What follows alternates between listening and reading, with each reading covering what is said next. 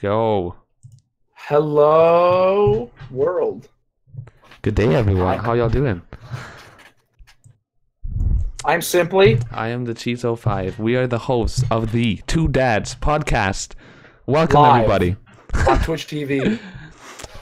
All right, so this is episode 12. You're like right in your mic. Your Was it loud? voice is exploding in my. No, you're good now. Oh, I'm sorry. Oh, no, it's all good. I liked it. It was nice. I can't get this mic well, dude. All right, episode 12. We made it. We're getting there, dude. Slowly but surely. As wow. you guys probably realize that we're having an episode every 2 weeks now. Yep. We're going to try this out for a bit because every week was a bit tough and Simply had exams. My brother's in Spain, so we're both quite busy. That's right. But every other week's a little more better paced, I feel like. It's a lot easier to handle. Right. And everybody's Craigasm in the chat. It's great to see. The energy is here. Cheese, would you like to hear some news? Please hit me with it. I'm ready. Of course. Well, let's get it started. Getting over it with Bennett Foddy. They are still cracking down on that record. It is now down to a 127.376 by Loch Ness 06. It's crazy, dude. Congratulations to him. That game is getting insane. They are moving so fast. I didn't think it could go down this far, but that's kind of how speedrunning goes. Yeah, it always goes like that. 2 world records in the past week from Mr. Stivity Bobo. We now are at a 201, I believe 03. Yes, 201.03 by Stivity Bobo. That is crazy, dude. Yeah, and I mean, outside of even that, like, you know, you got Hag and Dick and Helfos. Yeah, they've been tossing around their times. A lot of competition in Banjo, so that's dope to see. Wait, is Helfos still second place right now? I don't know. Okay. Would you like me to check? I can bring that up quick. Yeah, because him, Dick, and Hag, especially Dick and Hag, they're always back and forth. It's a great competition, and Stiv is just there in front waiting for somebody to come. Yeah, right now Dick is second, Helfos is third, 7 seconds behind Dick, and then Haganator is fourth, like 20 seconds behind Helfos. Awesome. Yeah, it's some crazy stuff, man. And in terms of Mario 64, of course, the Big Simp Invitational has approached the top 8. We are now in the quarterfinals, getting down to it. It's been a crazy races this past week. The recap, I just posted the recap video up. If you missed it, if you're interested, definitely worth checking out. Wait, what's the top 8 then officially? Top 8, we have got Punkation, Binny, Cobrager, Z Destroyers, Super Viper, Custom, Tego, and Paracusia. That's a good 8, dude. And Tego and Paracusia did already happen, but I don't want to spoil the results of that because that was an insane race. Luigi got disqualified. Not disqualified. He got eliminated by Paracusia, was it? Yeah, Paracusia is the man. Man with the plan. He's rising up there, dude. And he got a big PB in 120 star recently, too. That's right. Hopefully the new upcomer. Congrats to Binny, of course. He got a 48-17. For the first time in history, Binny has surpassed Punkation. Oh my god, that's awesome. When did he get that? This says May 16th, 4:49 a.m. Oh my gosh. I didn't know this. Yeah. Punk didn't even mention that. I thought he would have been like, you know, he'd make a crazy tweet. Yeah. Yeah. Yeah, he's coping with it. He seems to be doing fine. I'll check in with him. It's also Binny's birthday, so happy birthday to Binny. And yeah, that's about all I got for you for right now. All right, dude. That was some great hot tier news.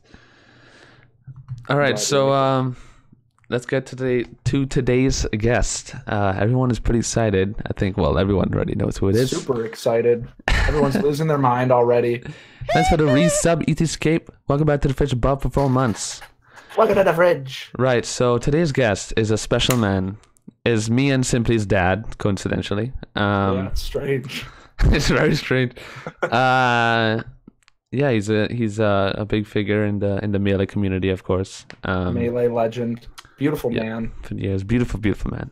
And well, without further ado, I would like to welcome the most beautiful man in the world, PPMD Craigasm. What's up, Kevin? How are you doing? All right, how are you guys? I'm great. How are you? Fantastic. I'm good, and I just wanted to say before we get into it, we get hot and heavy with the questions. I just want to say I love what you guys are doing. I know I said it before we were just talking, but I think this is a really good content thing. It brings out your personalities more, and like Simply's always just in general. He's streaming well. He's commentating well. He's getting it done. And then Cheese, Beast Mario stuff. I don't really know how good he's doing in Fortnite and PUBG. Don't spoil it for me. I'll find out one day, but I'm sure he's killing it. I mean, yeah. What's up? It's a adventure. Okay, we're enjoying the journey. Good. Yeah. All right. Yeah, but I'm happy to be here. It's good to see you guys. Yeah, it's great to have you on. Thank you so much for joining us today. Really appreciate it. Great pleasure. And for the viewers, before we get into the questions, Simply and Cheese, you're going to hit me with some hot questions. I'm going to have to do some hard takes, and then I'll go into the little bit I wrote down. It won't take very long. We'll just do it like in about 20 minutes or so. But stick around. You never know what cool stuff will be said. And Easy Escape, I heard you resubbed. I like your content, dude. I always check out your stuff. Yeah, we actually talked about the episode we had with Easy Escape, and that was a good one. He said he was spitting some fire. He was. Right. He dropped Very a lot of insightful. knowledge. If you're trying to get your YouTube popping, definitely worth giving that a listen. Easy Escape knows it. He knows. Yeah, he knows how it works. The algorithm, the curious factor, he had it all. Right. Indeed. That's at least two things. Well, PPMD, we like to kick it off with a little bit of background information. Would you like to give us a run through of how you got into this whole crazy world of gaming and Melee? Where did it all start? Yeah. So, I was playing games pretty much my whole life. Loved them. They replaced the outdoors for me a little earlier than they should have, but it was okay. That turned out all right. I got Melee when it, right after it released, and then I was playing it, and I was always thinking to myself, this was almost the perfect game, but the problem was it just, because I was playing it casually at the time, but it just wasn't fast enough. It wasn't technical enough for me. And because I liked, there were some fighting games that felt a little bit faster, or just games in general that felt faster.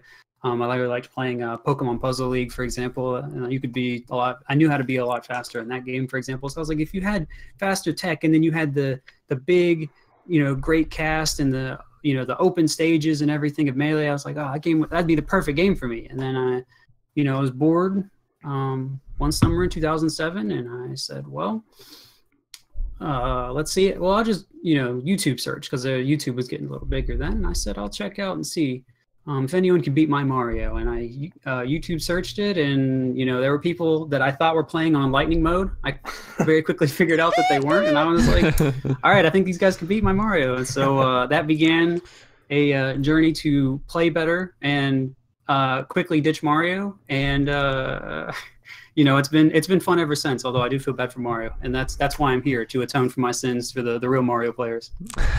What a guy. Always had interest in Mario, though. That's good. That's right. So did you pick Marth right off the bat? Was it a clear pick, or did it take some soul searching, Marth Falco? So I think a lot of people believe that I just picked Falco, pretty quickly, and within 6 months I was already kind of playing three. I was already playing Mario, Marth, and Falco, even by my first tournament, after playing for just a few months. And I went to a tournament in South Carolina at the beginning of 2008, and I got whooped. I got like 9th or something, and I was mad. I was like, because one guy, he beat me pretty good, but the other guy, I felt like I should have been able to take him, but I was having that character struggle, and I was so mad. I was like, I'm just gonna pick one. Screw Mario, mid-tier suck. I'm gonna sell out right away. So I was like, but is it gonna be Marth or gonna be Falco? And I wasn't sure, because I liked them both a lot. I liked Marth more because Mewtwo King was at his most dominant at the time. Everyone, you had to love Marth back then, and you had to love Falco back then, because there were different good Falcos back then, and making him look super cool. And there were also tutorials on them online, and I couldn't find tutorials for Fox or anything that were on YouTube, and I wasn't good at using Smashboards back then, because I was an internet idiot. I just didn't know what I was doing. I think, you know, the future generations are going to be like, how did this guy not know how to use the search function? But I was just what happens when you're a noob like that. I was just like a grandma. But anyway, so I was playing Falco and Marth, and there was a person there I was playing with, and I was going like kind of evenish with them. Maybe I had a little bit of an advantage. I don't really remember. And I was doing about the same with both characters, and that's what I thought. But I asked him, I was like, you know, which of my characters do you think is doing better? And he said, I think your Falco's doing better. And I was like, no, I think my Marth's doing better in my head. But I think it's just because I really wanted to play Marth. Right. But anyway, I kept that in the back of my head. Went home. I was playing with my little brother, Twitch, who's played Fox his whole career, except when he played Luigi. But he switched to Fox before I switched to his other character. So he was a sellout before me. Shouts to the 11-year-old having better decision making. But I went home and then I played with him, and I was gonna go Marth, but then he started picking Sheik against me, and at low level that matchup infuriated me so much that I was like, I'm just gonna go Falco. So the reason I was a Falco player for, you know, a large part of my career was just because I hated Marth Sheik so much, and I finally figured it out, you know, years later. But you know, the damage was done. Okay. So that was how I became a Falco player. Kind of process of elimination, really. I see. But you still got the Marth going. Still got the Marth going. Still got the Marth. Still got the bird. You know, I still practice them a little bit. I still play some, and yeah, I mean, they're both a lot of fun. Marth, he swooshes around, and then suddenly you explode. You hold down, and he dragon killers you, and you fly across the stage at 50 and explode into sparkles, and it's stupid. I don't know, dude. Every time I've ever played against Marth, I just feel like it's a huge shield that I cannot break through. I just can't. Yeah. I hate playing against Marth. I mean, the little that I played melee, I hate playing against Marth. I never understood how to play him. Yeah. There was a time, the reason I started, because I was always playing him as a secondary. I never really dropped him. I was playing him, and then a little while after Brawl came out, Mewtwo King was the only Marth left, and he started not doing as well, and he started playing more Sheik and Fox, and he was saying Marth can't do it, Marth can't do it. And you know, when I started, you know, Mewtwo King and Ken were just killing everyone with Marth. You didn't need another character, and I was like, and you know, there was a little bit I was learning that I thought maybe he didn't know, and I was like, no, I feel like Marth can still do it. I think Marth might be one of the best character in the game or something like that. And everyone was just like, no, you're stupid. There's no way. In fact, Puff's too good. And I was like, this is ridiculous. But now look at where we are today. But I was saying, you know, Marth can do it. He's amazing. And, you know, so I kept playing him, and eventually, you know, because I was kind of doing my own emotional journeys at the time, I just wanted a kind of new direction for a lot of things. So I just started going heavy with Marth, and you know, I had a ton of fun with it, and then I just brought out some of the ultimate cheapness, and it felt great. And I'm a terrible person. At least you know it. Yeah. No, you At least you know it, dude. This is an acceptance meeting, right? Right. Trying to atone for all my sins here. It's perfect. Now, I noticed that you, when you first started mentioning about how you got into the gaming in general, that you said that, you know, stuff wasn't fast enough, and that you didn't get that feeling. So you had that kind of really competitive drive, I guess, from a really young age. Mm-hmm. So would you say that video games is always about that competitive factor for you since the absolute beginning? I'm not sure when it exactly started. I mean, I was playing sports since around the time I started playing video games, if not before. Mm-hmm. So I always was doing something and trying to win. Oh. Yeah. So, I mean, I was playing sports and video games for a long time, and you know, I was on a club soccer team. I was among the worst on it, but I was on it, and I played occasionally. And I was on it while I was in my early competitive melee career. So, you know, trying to win was not foreign to me. I always loved it, and you know. But I mean, I certainly didn't handle losing well, which was, you know, as much of a problem. Like, I loved competing, I loved getting better, and I loved the game, but I also just hated losing. I absolutely hated it. And, you know, okay, even in soccer as well. Soccer, yeah. It was a little different with Melee, because with soccer I would just kind of like blame myself, and I would be like, you know, I didn't know what I could do to get better, so it felt more hopeless. But with Melee, it was kind of like, you know, I felt like the answers were kind of there, and you know, I felt like it was really just my fault that I couldn't do it, and so I was much more angry, and the thing about Melee was that I knew more how to practice. With soccer, I didn't really know what made me get better, what made me not get better. Like someone just said, you can get better by juggling. So I just went home and juggled like hours a day because I didn't know how to get better. And then I was juggling, and I would be able to like keep the ball in the air for like, you know, 30 minutes at a time. I don't even know how long it was. I don't really remember, but it was a long time. Like I told people, and they were like, well, you can do that. And like, you know, I got better at something, and like you got better at technique probably.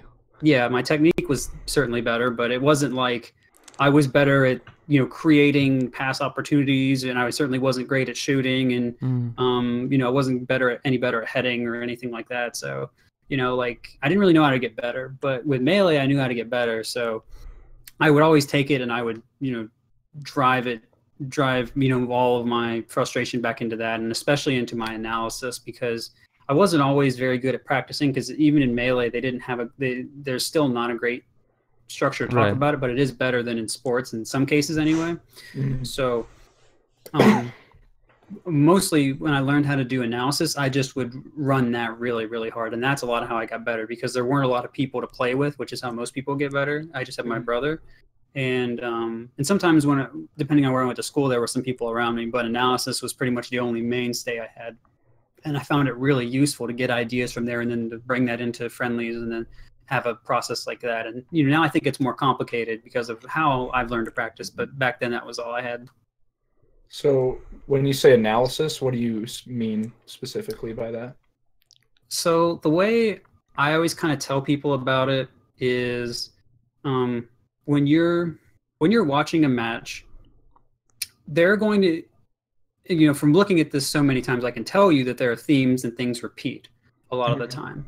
You don't need to, like, some people get overburdened by like, oh, there are all these variables. There's stage position and stage and percent and what happened before, and you know, were they shielding at this exact time or a frame later, and you know, all that type of stuff. And like, yeah, that matters, and those variables are all important. But really, you can find like one or two most important variables a lot of the time and pull that out. And so what I would do is I needed to figure out some of what that was first. And what I did was I would say, what were the most common positions, or what positions in the match, like neutral positions, resulted in wins or losses a lot of the time. So I'd be watching, and then I would see something happen and someone would die or they'd get hit, and I would be like, I don't really know why that happened. So I'd pause and I'd rewind, and then this was before you could slow down the video player on YouTube, which is amazing, by the way. That's huge. So I had to pause and pause, pause and pause, pause and pause, and like go forward just a little bit at a time and see what was happening. And what you could start seeing was someone in a given position, if you mapped out the options, someone was finding a way to get into a space where they had advantage, where the other person didn't really notice. And that would kind of happen a lot. And as you played players that were better than you, you would see them getting into that type of position more and more, and then they'd be able to kind of steamroll you off of that. So you start learning how to avoid those, and you learn how to make them for yourself. The simple form of this, which I tell people, is look for a hit and try to figure out why. Because you'll find patterns. Like, did someone get you for trying to approach after, like if you're Falco, do you always laser and then immediately aerial approach? If you're Marth, do you just kind of dash dance for 2 seconds and then run in with, you know, a down tilt or an aerial or whatever? Yeah. So these types of things, you could kind of get a feel for eventually, and then you say, okay, well, maybe they're predicting this, or you know, whatever. So that sort of thing, and then I get an idea, and then I would bring it into practice, and I would say, okay, well, if this really is a good position in the matchup, it won't matter who my opponent is, and I can just make this work. So even though, like, I was playing against, you know, 11, 12, 13-year-old brothers sometimes who, you know, wasn't able to think about as many of these things. He told me later, you know, he thought how cool Melee was, and he didn't even realize how many options there were and how many positions there were because he was just too young. He realized it much later. So, you know, even though I was playing someone that didn't realize all of these things, I was still able to map out good positions. And so I was able to take advantage of the things I did have because there was a structure there from how to learn, and some people told me about how to do it on Smashboards, which is why I love that website, and they can't get me to leave. Yeah, I've seen you've made like a whole document, right? Like a Google Doc on Marth, just Marth stuff. Yeah, so Like that matchups. wasn't me. That was someone else that went through a thread I have that did that. Oh yeah, okay. Yeah, but those are all posts by me, and in my Falco thread, I organized a lot of different posts on improvement and various things. But yeah, I really should organize all this stuff, and that's kind of like an esports thing I want to do, where I just organize all my information. But right now, I'm kind of just loosely doing it and just helping the diehards that want to use an archaic forum in the the universe where Discord's winning. Discord is winning. I didn't believe sure. in it at first, but it's really incredible. It's just too good. It's too easy to do everything. It's perfect. Mark Zuckerberg, baby. Right. The Zuck. So do you think when you were talking about back to the soccer part or sports in general, because I was the same exact situation. I was in the same situation. I played soccer, and I used to do the exact same thing. I used to my dad was my coach, so he used to make me do it. That I would juggle 1,000 times every day, and then do 1,000 passes every day, and I got like into a really, really deep routine. This is some One Punch Man stuff. A really, really deep routine where it got into my head, and I guess I learned a lot from that. From that, I learned how valuable practice is and what it actually takes to be good at something. Because after that, I developed like a level of technique way ahead of my like other teammates, and it really, really helped me. And from then on, I I understood my dad and why he pushed me so hard to do all the practice and all the routines every day. And I don't know, I think it's possible that gave me like a mindset in the future for gaming, I guess, in terms of competitiveness. I mean, at least in Mario, you got to go to different worlds and to, different sequences of movements over and over, where if you're doing a pass, it's, mostly the same action or a couple different kinds, I think. Mm-hmm. So that's actually, crazy variety by comparison. Right. Yeah. Exactly. And I actually think that, this is kind of like what I tell people. I'm more talking these days, the Marth players are farther along in the advice I'm giving them. And so what I'm telling them a lot these days is that you want to practice doing an action over and over, like what you're talking about. And eventually it becomes something that you're not consciously doing, but automatic. And you begin seeing a lot of nuance in it. And your small adjustments can have very big outcomes. And you begin seeing a pass is not just a pass, for example. You'd be able to see like how it compares to juggling or a certain type of footwork to make your overall movement more economic. And exactly. I think that's probably the best type of analogy I can give to anyone playing Melee in soccer. The huge overlap that's definitely in the Twitch chat right now. Mm-hmm. No, I agree totally. It makes a lot of sense. All right, but before we go, what's up? What is this? We found Kevin Nanny searching in every cranny. Is that okay? Yeah. So what's the order? So there was this. I actually don't know because I'm not in Twitch chats much anymore, or I'm not in Melee Twitch chats anymore. But there was this meme that like the only reason I know about any Twitch chat meme anymore is because Tafo usually tags me in them if they have to do with me, which is cool, I guess. Shout out to Tafkins. Yeah, there he is. Listening. Shout outs. Is he in there? Yeah, he said he started it. So God, okay. So yeah, so this started like a month or two ago, and people were just saying search every nook and cranny for Kevin Nanny, but they know where I am. All right. Anyway, that's the whole meme. That's the whole thing. That's a good one, though. I like it. Yeah, it's not. It. There could be worse. We'll get into that in a minute. But do you guys mind if I go ahead and do my thing? It'll be fairly quick, and I can summarize everything in basically 20-30 seconds at the end, so people can clip it and tell each other. Of course. Absolutely. Go ahead. Yep. All right. So they're basically four things. The first one, which Cheese actually mentioned to me before we came on, was about my weight, and people were telling me, he was telling me I looked thinner. Now, Cheese, did you see my update around Christmas? On YouTube or? On YouTube, yeah. It's possible.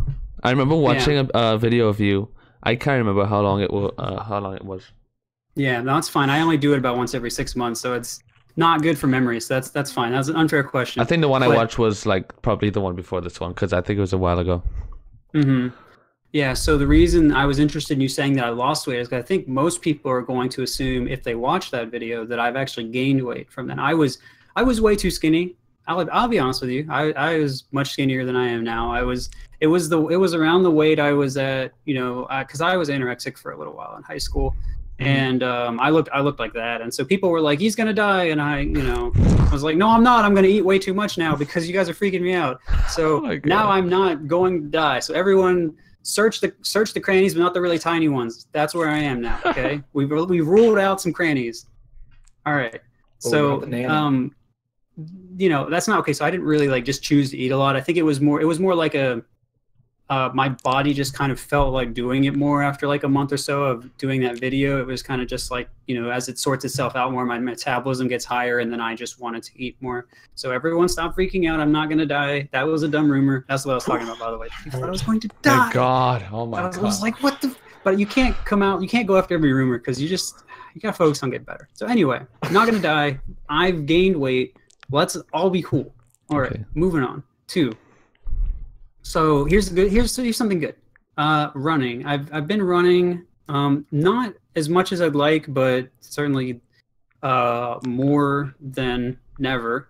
So I in March I ran 3 times, about once a week apart, and I was building not building pace. I was building distance quickly, and it was starting to feel pretty great. And I was felt like I was. Because when you don't exercise that well for a long time, your body's like, oh, you gotta clear, you gotta clean stuff out. So that was going on, and then at the end of March, because I was stubborn, I increased distance and I halved my rest days, because initially I was doing it about once every 7 days. I did it once after 3 rest days instead of 6.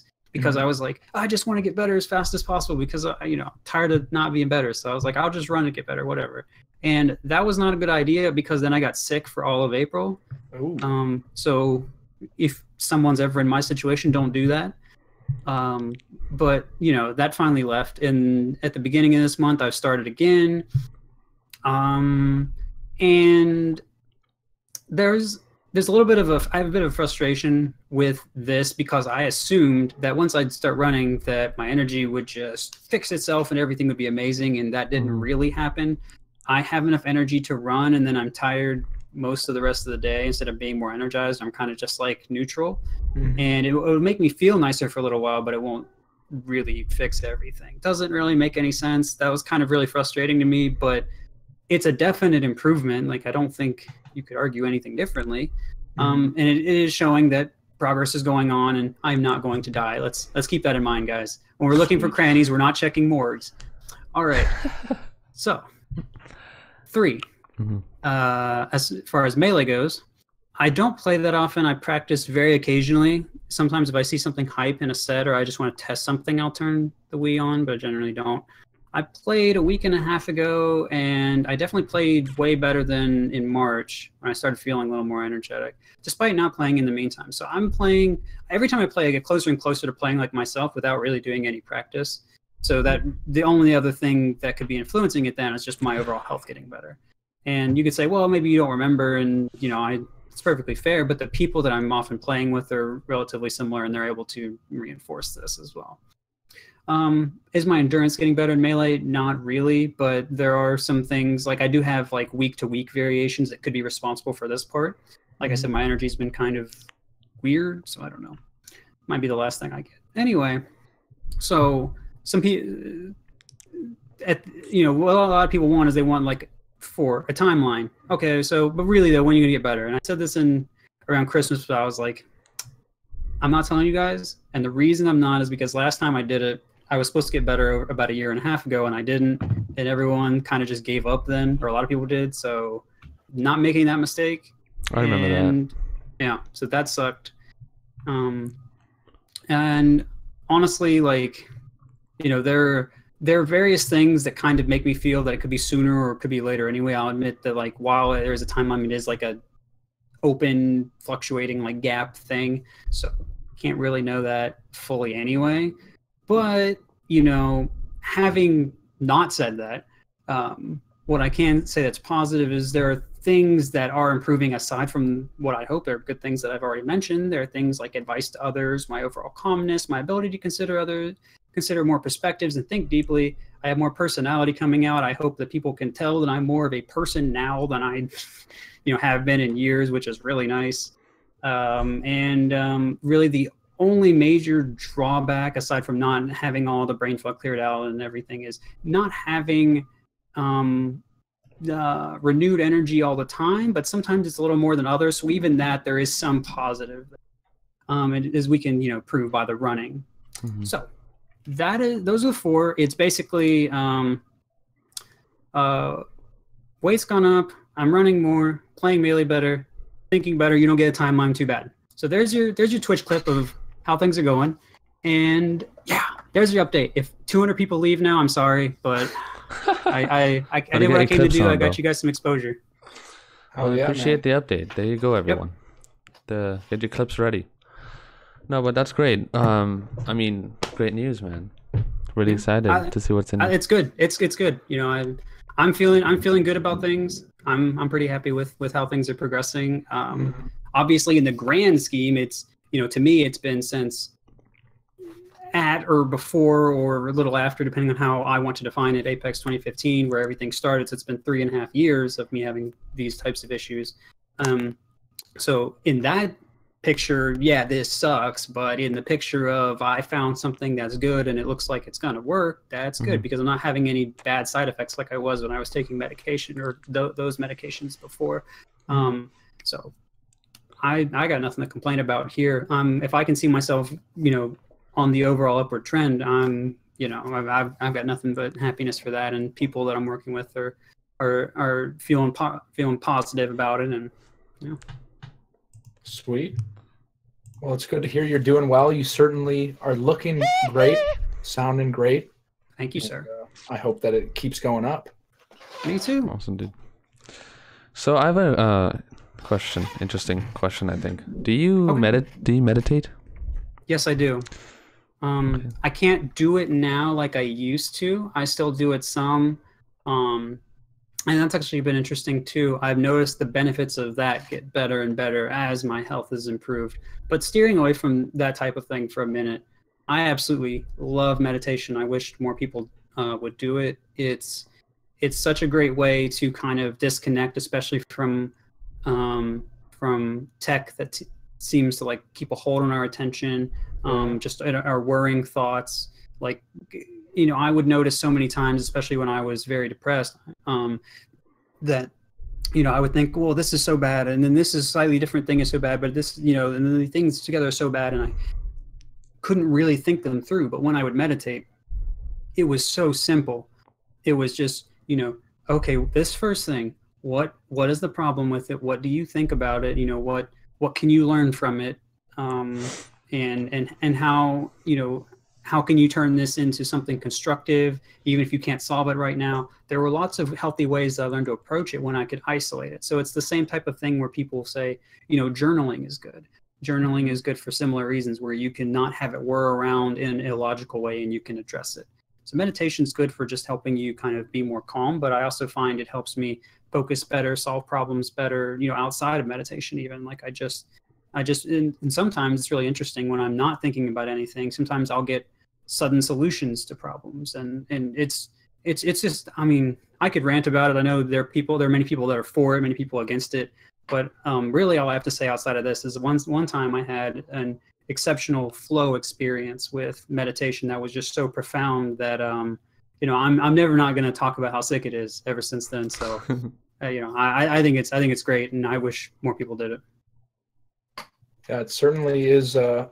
It's interesting when you meditate. So it sounds like you meditate on thoughts or problems. Is that right? Sort of. There are different ways you can do it. Different ways you can make use of it. There are a couple different main ways. The one that I talk about, the one that I use primarily is I think about my breath, and so I'm focusing in on when you inhale, you think about your chest and lungs expanding.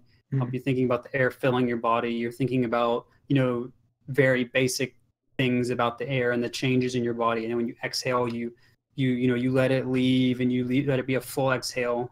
Because what a lot of people do is they'll inhale and then they'll get struck by a thought, and then they won't fully exhale, and then they'll inhale again, and that kind of screws up your breathing. So another effect of meditation, especially if you're doing it this way, is your breathing will be more even, and that tends to keep you relaxed and all right for longer. But so that type of breathing is really good, and kind of naturally things will try to distract you, like I was just saying. And normally what I recommend is to when those things happen and you get distracted, just recognize that you got distracted and return to the breathing. What a lot of people do is they get distracted and they freak out, like, oh my God, I'm thinking about so many things, and no, it's over. I suck at meditating, right? And then it's just a volcano, and then everything's ruined, kind of thing. And they're judging themselves, and it's like, you know, like you play Melee and you can't expect to, you know, pivot turd drop or whatever the first time, because like people, they try to do everything and make it so hard, but you have to practice first. And it's just like with meditation, it's a skill that you build. And when you work on it and you get better at it, the more time you put in, the more sessions you do regularly, you'll notice that you'll be able to focus better. And you know, for anyone I've seen get better at it, it really does lend to getting them better focus outside of it as well. So you really think it does help in the gaming world? Oh yeah. So I didn't get super into it until 2014, which is when my results started to really pick back up, because they'd been pretty stagnant for a while for various reasons. But I had started doing that and they picked up. And then I started getting really into it when I had the flow experience and everything in late 2014, when I wasn't going too much.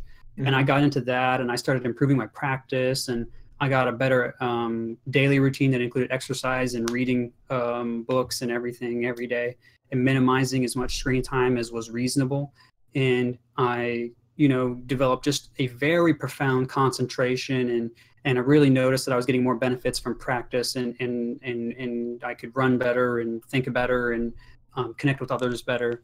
And that was when even though I went into Apex 2015 with problems, I still, you know, but the training was good. It kind of kept my level at a certain height, so I couldn't fall below that, and that allowed me to, you know, still win the tournament. Now, you know, everyone else was not playing, you know, 100% either, and you know, I could maybe argue that, you know, part of that could be some of these things as well. But I kind of just want to make the point from my perspective that I think that this is super good, and you know, if you take it with a bunch of other things, then that just makes it stronger. But you know, maybe there are some situations where something will be such a big problem, like diet or something, that you need to fix that first, and then meditation kicks in. Like I've seen all kinds of accounts, and you can't say one thing is going to work for every single person, but I do highly recommend it.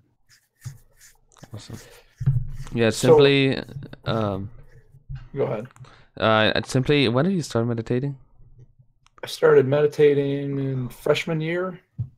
I hit it really hard. I don't know what that means. I don't know what US stuff. that was my first year of college, so that was like 2 years ago at this point, 2.5 years ago. I remember that, and you. I mean, I talked about starting it too, but I never got into it. It's hard. It requires a lot of discipline, because at first it's kind of boring. Like I found it to be very boring, and like PPMD said, you'll get distracted, and it kind of feels like a waste of time, to be honest. When I was starting it, I was like, I'm not getting anything out of this. But yeah, I certainly wasn't in the beginning either.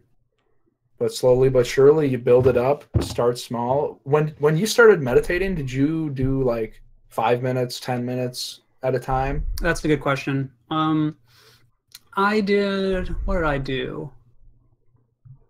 I don't remember what I was able to do initially, because when I started, I started one time in 2012, and I actually didn't focus on my breath. I did body scans, which is a little different. So that I don't really have a sense of time for that. But when I started again in 2014, I was doing breath work, and that one was tough, because my thoughts were very chaotic at the time, just from a lot of different things. And so I was looking at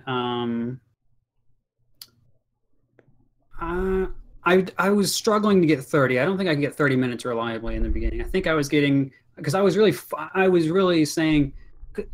allowing myself to only think one thing, and that is go as long as you can. And so I would get up to 15, 20, 25 somewhat reliably.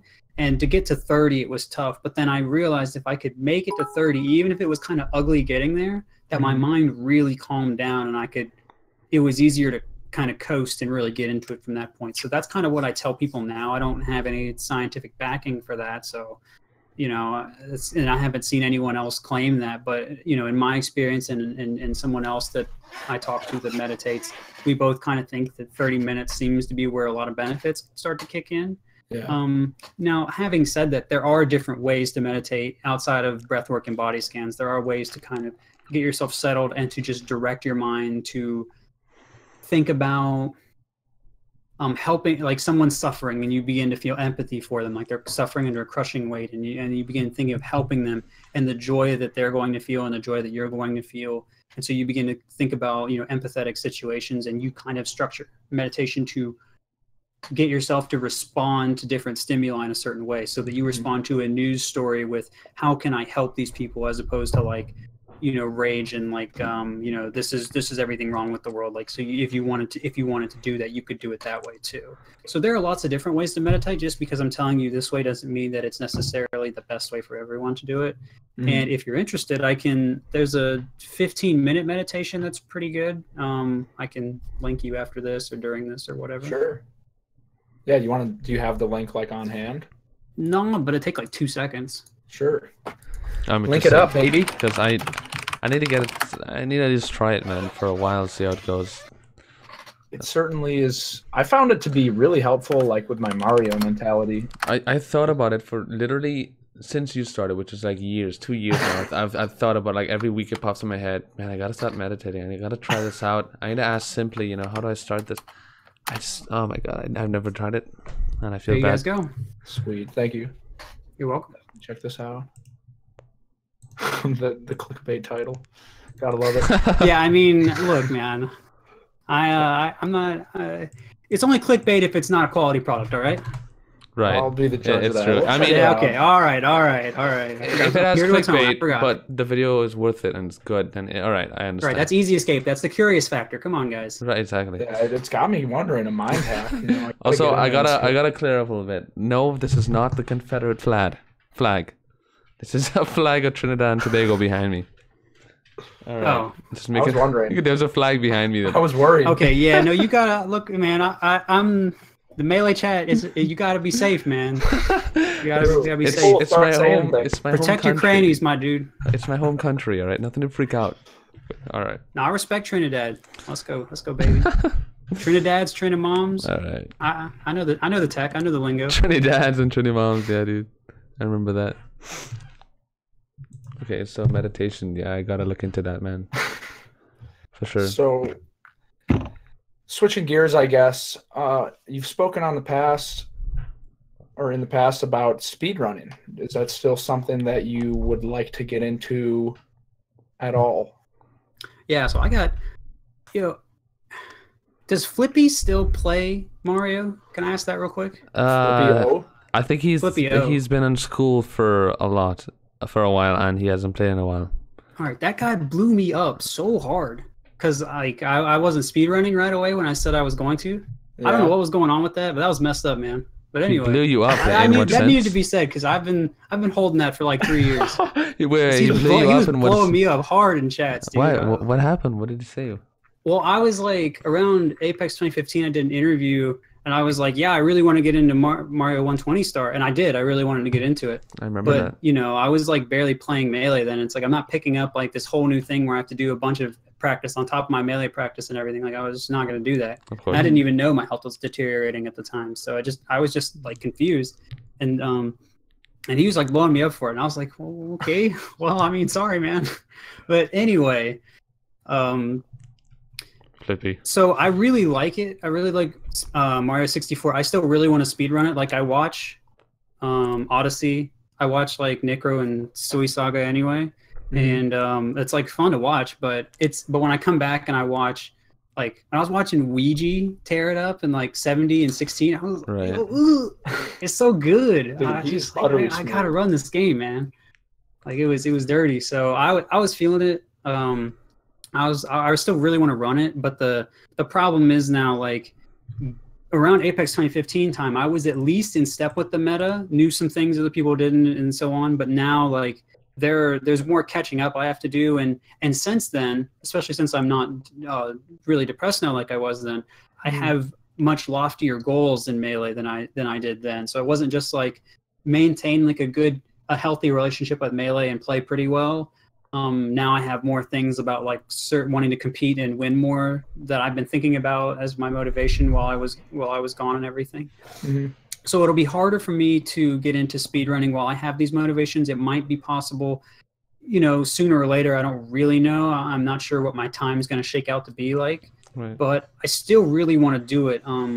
After at least after I've achieved a couple of my main goals, I really want to do it. It's not something I want off the table. And I was even thinking about this, even if I like, so I come back and I'm playing and I play for X number of years, whatever. And then, you know, maybe I don't find an opportunity to be a coach or a commentator or whatever, and I want to get into streaming. It's like, I mean, I'd still stream Melee some, of course, because I will always love it. But, you know, is that what I want to do forever? And, you know, I think Mario 64 is something good for me to do to kind of like continue to grow, just like as someone who wants to learn more. And because I just think the game is just super sick as a speedrun. So it's not something I'm writing off, but it's not something that I can definitively say, yeah, it'll be soon like I thought it was going to be before, because it's just different to me now. So you mentioned about streaming. What do you think about streaming? Do you have any like ideas in the future for streaming? Would you like to start streaming more and stuff like that? Yeah, so I mean, right now, I mean, this conversation we're having is, you know, in its own way, a test for me and my endurance to see, can I handle a stream? Because I'm pretty much talking and listening constantly. Right. Now, the difference would be is that I'm also playing something, which people would say, oh, not a big deal, not a demanding thing. But, you know, streamers besides me that are, yeah, they'll tell you that that's actually kind of difficult. Yeah. You know, even if you're in good shape and stuff. And like, certainly I'm going to be physically and mentally training myself to where I make that as little of an issue as possible. But the fact remains that right now, you know, anything that's even minorly straining to anyone, like a conversation, is going to be much more straining to me right now. So I'm kind of looking at that. I'm kind of like looking at this, weighing my options, and it's also like when you're streaming, and if I get fatigued, I'm much more likely to say something stupid, and then it's clipped forever, and then I'm just screwed, right? Like if someone goes, oh, well, you know, what did you think about, you know, Music King at this? And, you know, maybe like, I didn't think that like, you know, people didn't play that great or whatever at an event or whatever. And then I just like make an offhanded comment that doesn't highlight the full nuance of my perspective on the issue. And then, right, it's a 15-second clip that gets, you know, 10,000 views or whatever. And I'm, you know, Reddit karma and Twitter, and like, I just get blown up. And it's just like, you know, you don't want that. So when I'm thinking about streaming, I have to think about, you know, how likely am I to get Twitch mobbed, which is not fun. No one wants that. Right. I mean, it's happened quite a few times. Yeah, no, it happens. It will happen. It's a part of life. Someone's got to get Twitch mobbed. It gets built up. It's like a sexual desire. Like it's got to come out, and someone's got to take it. Good, dude. It's just on every, you know, like someone. If not, then you go on to Twitter and you just find someone that says something that's basically what you're saying but slightly different. Then you just attack them for like 2 weeks. Like it's just so. That's part of it. And then it's also just a general energy thing. And you know, so like I said in my update, that I have fluctuations in my energy. Sometimes it's better, sometimes it's worse. And so, you know, this is one of my better points, which is why I wanted to do this so quickly. But, you know, if I have a lower point, you know, how will that work? And then there's also a minor consideration, of when the first day back, people are going to cranny all over the place. In my stream and whatever, and I need to, you know, give back as much as I can, stream as long as I can to show appreciation for these people.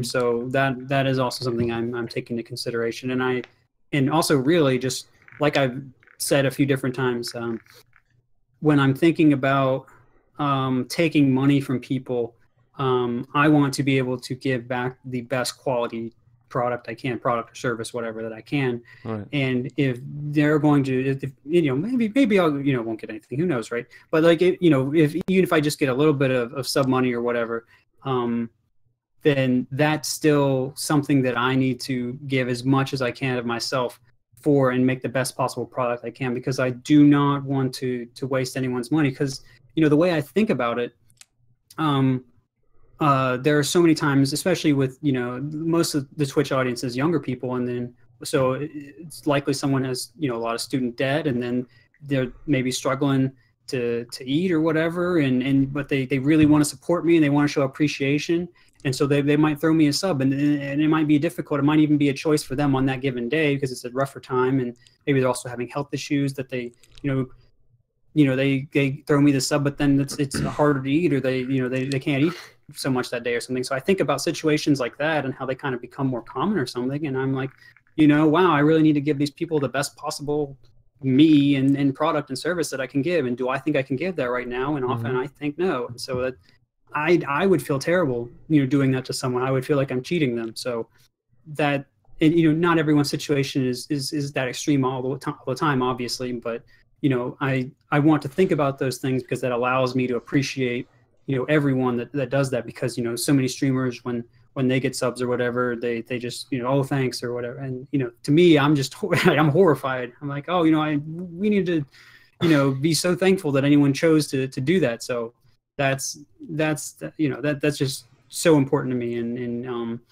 And I will say the counter argument that some people have said to me on Reddit, which is good. They said, well, no content is also bad content, and so I recognize that, I respect that, and really the only other thing I have to come back to at that point is, could it possibly detract from my overall health improvement? Sometimes I think yes, sometimes I think no. I want it to kind of be a consistent answer before I think of that, and then I could also have like a middle ground of coaching people and everything. So there are various ways to kind of solve the interaction problem, but I at least interact with people on Twitter a little bit, and I help on Smashboards almost daily. So it's not that I'm totally gone, but streaming is its own experience, and I do love it to death. I just want to do it justice, if that makes sense.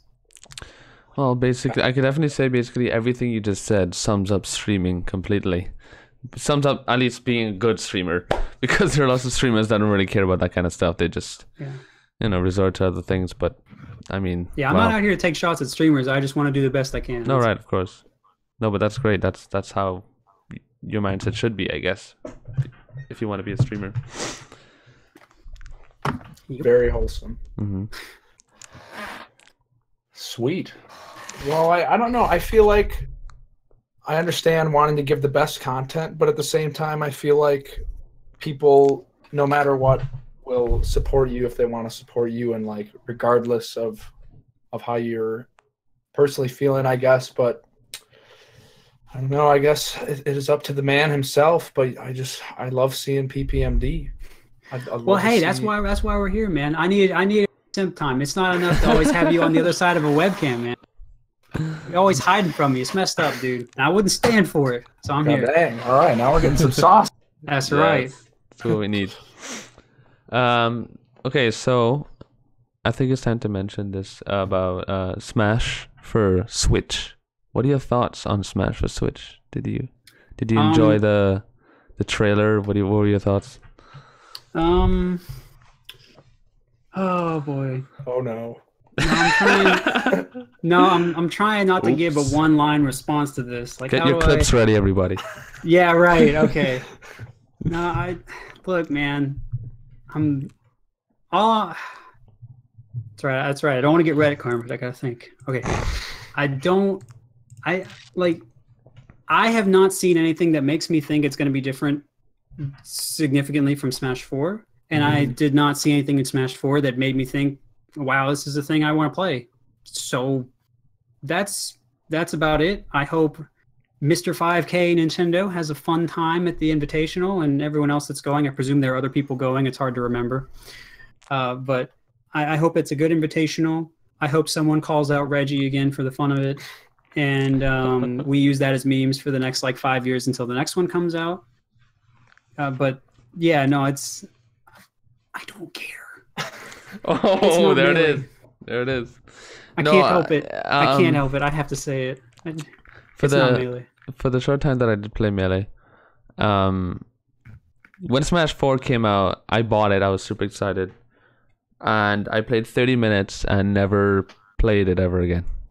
I understand. I didn't even use my Wii U ever again. My brother sold it like a year after, without even me knowing. Right. So I guess you weren't too upset, huh?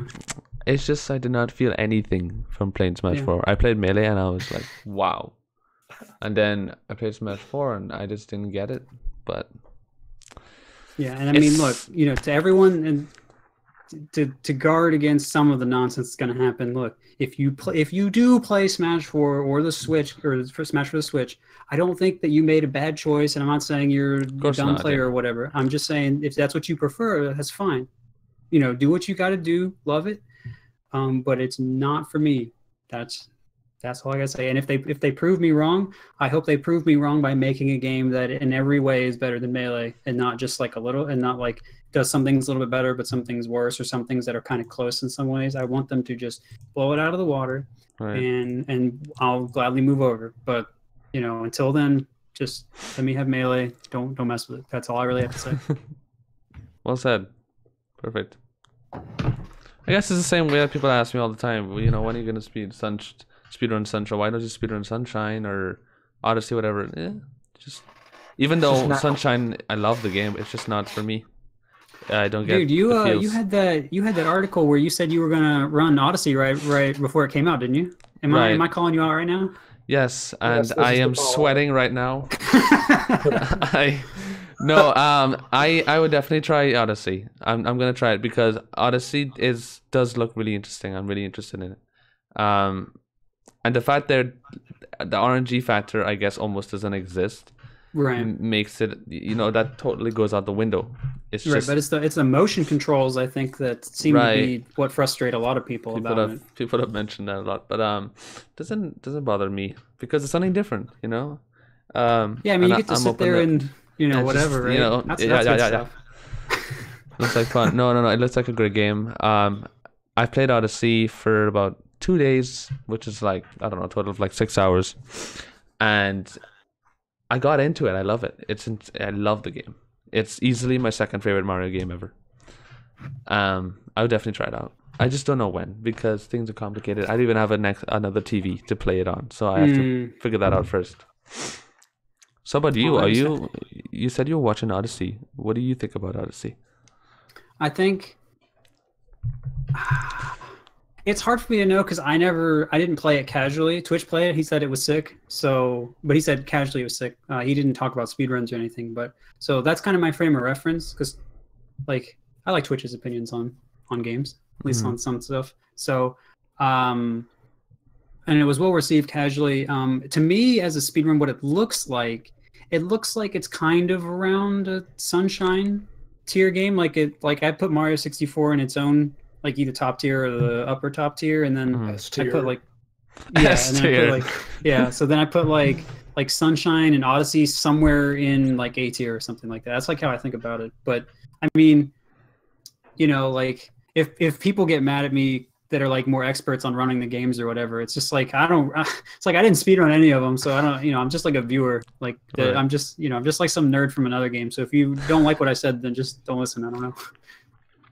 Okay. Yeah, I feel the same. It looks super fun. The movement looks pretty cool, but it doesn't seem to have that same level of depth. Like it seems like it's going to hit a wall, but I could be wrong. I hope I'm wrong. I hope that they just keep pushing it down. And so far they've been sub one. Yeah, dude, I want to see the sub one, but man, they've got some minutes to chop down. They got to find some glitches, find some LBLJ or something. Right. You continuously throw Cappy against a wall and shoots you through somewhere. Right. It'd be CJ. Backwards cap jump. All right, so no, but the thing is though that I think Odyssey, because it has so much different how do I say this?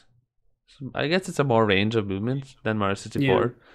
Yeah. So I don't think it's gonna stop anytime soon at all. I think it's gonna be like a year or two before it starts getting to that point where it's just a grind. Yeah.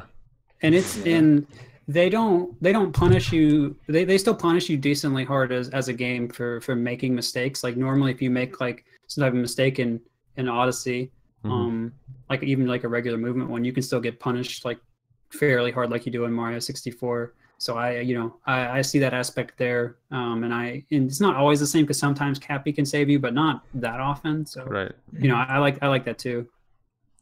Yeah, I've definitely seen some boys get bopped. Like those stages are pretty long, and there's some pretty big jumps. You drop in the gap, it's over. Did you lose like 30, 40 seconds?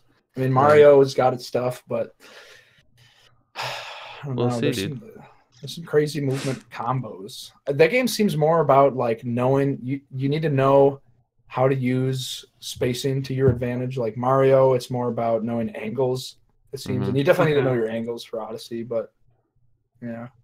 But I have a question for you, PPMD. I noticed that you were sipping on a jug originally, but I noticed that you're also sipping on a bottle. So do you have two containers of water, or what's going on there? I'm getting called out right now, dude. Yeah, is this I call out Cheese for his Odyssey thing, and then immediately revenge to the water call. Sip has got my back all the time. This is the blow up central right now. No, I respect that. Good call, Simply. So yeah, I mean, I don't know how to phrase this in like a funny way, but yeah, I got like a. So we got one of these. We got this is the classic. Everyone's been seeing me sipping on this forever. It's probably water. Probably. You're wondering why I have more personality now. And this is, so we got, this is the... This guy's just guzzling water over here. Yeah, dude, no, I mean, in Melee, we have what's called the Johnny Jug, or at least we had that at one point. S2J would bring he would bring like this big thing of water to tournaments. So I'm channeling the strongman with my jug. But I was trying to keep it polite, keep it classy while I'm on air. I was trying to beef up beforehand and psych myself up. Now I'm called out. Now I'm deflating a little bit. Now it's rough, man. So, it's understandable. Blown up. I love it's tough, man. All right. Well, I'm glad we could get to the bottom of that because that was all I was wanting. Okay, Simply. God damn it. I have a question about, I guess, like well, Simply could talk all about it. Like Simply's had hand pain basically for the past like year or more, and I noticed that myself too. I mean, since I started speedrunning, I was always able to I was really good at mashing all the time. I could mash for like 30 seconds straight, and it was, it's pretty consistent. And now Mario's reached a point where mashing is, it's a big deal. LBLJ and stuff. Have the LBLJ and you do the one in HMC, yeah. And not only mashing. It's even worse if you do the short categories. Right. And not only mashing, but the timing of mashing is very important, and the consistency. But I realized that now, for like the past 6 months, I can't mash consistently. Yeah, I mash for 5 seconds, and my arm tenses up. It hurts. My finger just immediately gets tired. It just stops, my mashing timing, I guess. I can't do it like I used to. I just want to know if this kind of stuff ever happened to you in your career of Melee. What advice do you have in terms of hand preparation, not to hurt yourself, stuff like that, how to avoid this kind of stuff, or have you never really experienced this kind of stuff? Yeah, so when there was a big spate of hand and wrist problems that were coming on in 2014, especially in the Melee community, because we were all starting to grind super hard. There was explosive growth across the top level of the community and everywhere at the time. And so a lot of top players were talking about hand problems. I avoided most of that, but I noticed in 2015 when my health issues were getting worse that I also got problems. I had them in my wrists and up my arms and in my upper back some. And it was pretty worrying. But it did leave pretty quickly, but I was able to do some things for it, which helped. One of the things, this might, if it's not a wrist problem, I don't know how useful this is. I haven't even gotten these out in a while. But let's see. So you have these, I don't even, I actually forget what they're called. Yeah, I don't actually know what they're called, but you guys can shoot me links and I'll just tell you if that's right or not. But it's the stuff that you move around in your hand. Oh, the clip of this is going to be unfortunate. It's gonna Melee be hell, amazing. no! I can't wait. Balls out, baby. But so this like really exercises your wrist, and then you go the other way. I can't go the other way, and you do both hands. Do you just move the balls back and forth in you a just circle? move them around, and then you switch directions, and you do both. You get both wrists, and that's supposed to exercise like the muscles there, and so that really helps. There's also a video that I saw that was going around at the time called Hand Stretches for Gamers. There was a doctor that was he's starting to see a lot of patients for this. He was seeing more carpal tunnel from like accountants or whatever before, but now he sees a lot of esports players. He's in California, so like a lot of the players out there, that might be signed for teams or something will go see him. Mm-hmm. And there's like a short, like 3 or 4, maybe 5 at most minute video where he goes through the stretches. There's this one, there's this one. There's this one, and then you do that for the other arm, and that gets like various tendons,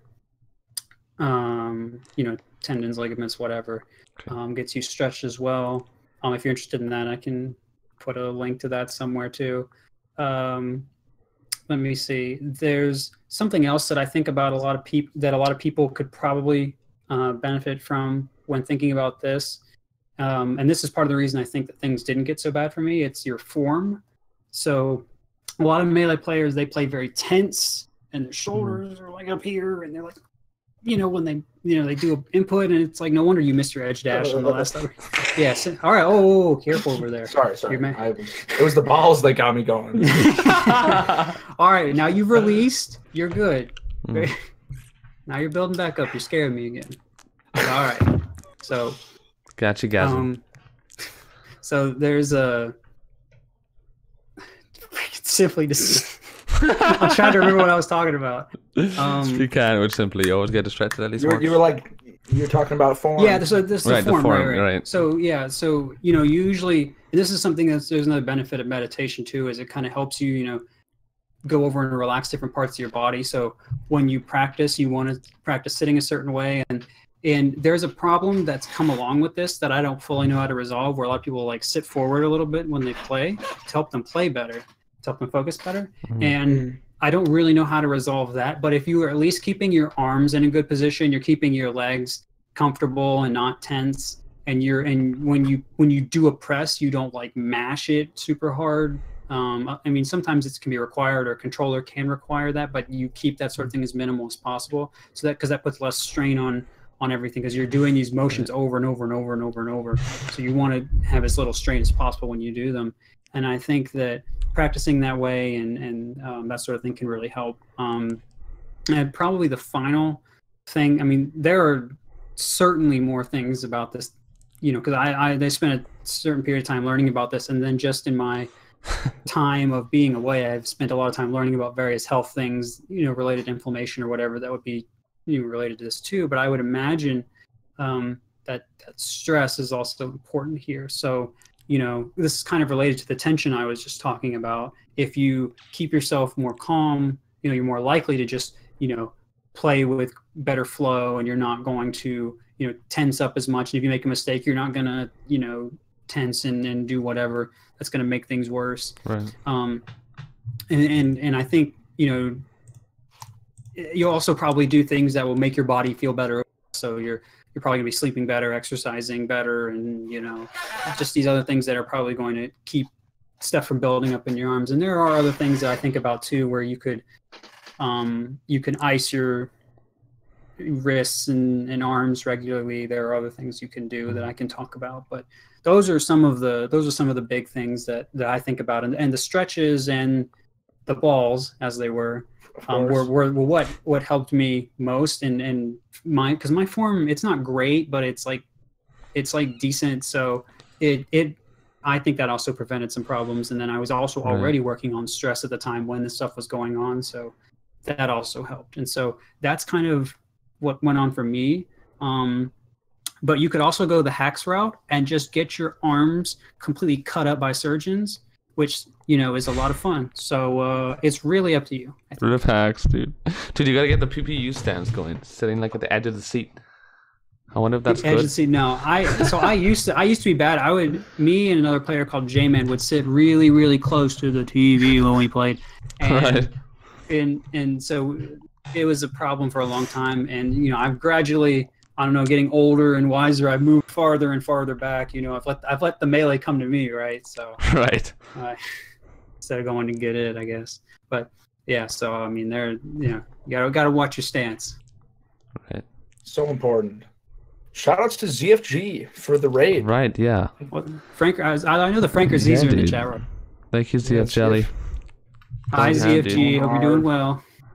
Hope you had a good stream. Hope the new route's treating you well. The new. Hope your little cheating mechanism working well. Got him. It's funny because I just saw a billion Frankazis. I didn't see the actual raid. I just saw Frankazis and I thought this has to be ZFG. When I see a bunch of Frankers, I always assume ZFG. There's no one else. No one does it anymore. Thank you, ZFG. I love you very much. Thanks for the 1 billion tits. Twitch's web. Appreciate it.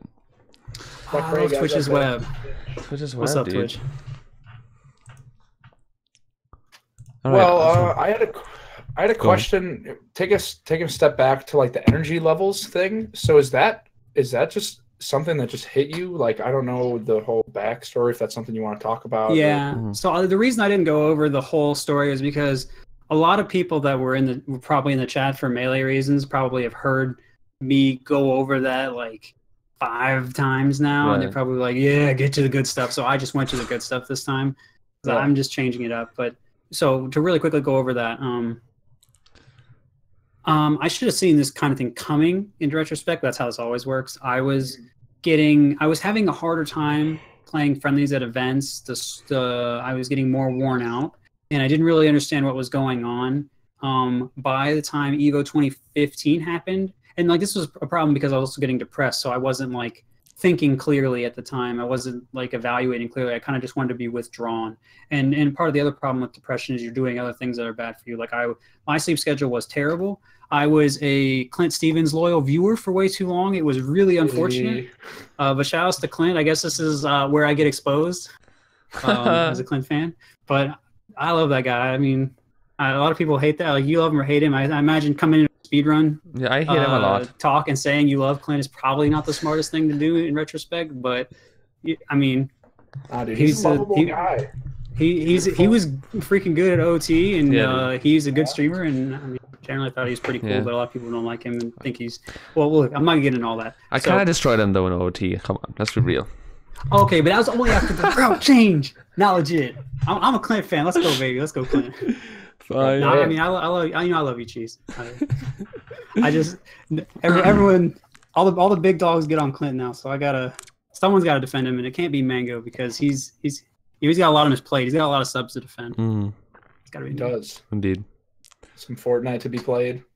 It's true. Oh yeah, Mango. He's playing a lot of Fortnite, is he? Wait, who is? Mango. Does he play Fortnite? Yeah. I actually don't know what he does. I'm gonna be honest, because I don't go in melee streams anymore on personal streams because for some reason I still come up too often in them, and like now because it's like years later, everyone thinks that like anything I was ever good at is just not legit anymore. So like they'll say like I was never that good against Puff because Hungry Box wins things now, and so it's like not worth it. So I don't know what Mango does. I don't know what the rest of them do. I occasionally look at like some of their Twitters to like see what they're up to, and that's how I know about the Mr. Nintendo thing. I didn't hear that on a stream, so I don't know. All I got to say about that. But I mean, I don't have any problem with any of them. It's just who wants to hear that people think that their stuff wasn't good. No one wants to hear that. So right.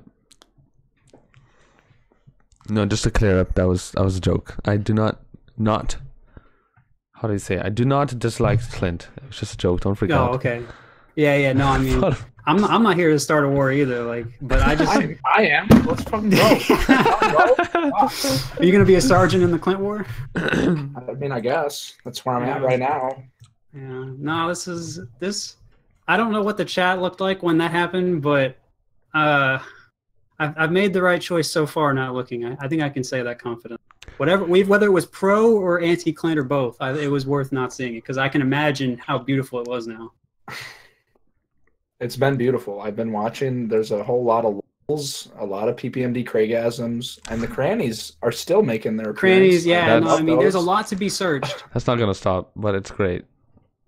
Yeah, no, I mean, I respect it. I respect the memes, and I know ultimately, because a lot of people think, like, based on the comment I just made about like the top player streams or whatever, that they think that like I think there's all negativity there, and there was a time where I kind of thought that, but like, you know, just doing these updates so regularly and, you know, talking to people online and everything, like I know there's way more support than there is like hate or disinterest in me or downplaying of me. Like I know that there's like way more support, so it doesn't really get to me like it used to. And in a way that this has kind of been its own humbling experience, because I know that, and this is something I really like about esports, is there have been so many more loyal fans now, people that, you know, believe in me as a person and as a player than there were, you know, in the grassroots days. Like it was pretty much you were a Mango fan or a Mute King fan, or you liked that Armada was winning everything. You know, that was it. There weren't a lot of other fans to go around. There just weren't that many people playing. So, Nothing. No, I mean, yeah, like people hated HBox way more back then. So I'm not, you know, like the HBox has fans now too, but he also has way more hate. Like his family got harassed recently, and really? I was just like, yeah, like he was like, they went to like Walmart. I don't know where they went. I'm not gonna mistell the story, but they were leaving somewhere public, and like a fan was there, and they were like, you know, you suck and you should die and like whatever. And it's like his like mom, who really loves him, is right there, and I'm just like. Like that wouldn't happen in grassroots, okay? And even if HBox is winning everything, so like there's the good and the bad of esports, and like that sucks. And I know HBox just won Gommel yesterday, and so I understand that like, oh, Puff hate, and we gotta whatever, Melee's gonna die, even though HBox has been doing well for like however long now. But like, that's nothing new. Yeah, so I mean, we're gonna be fine, but you know, like I'm not gonna sit here and say like esports is all good, but like in terms of my own situation, it's really helped me appreciate this new personal dimension of esports, and so I have really liked that. And you know, certainly there have been bad things too, and certainly you know, there are problems like that, and you know, it makes stuff like, you know, swatting more likely, because there's more people that are going to be like, say, anti-HBox or anti-Leffen or whatever, and you know, I really hate that, and I really hope that sort of thing doesn't happen.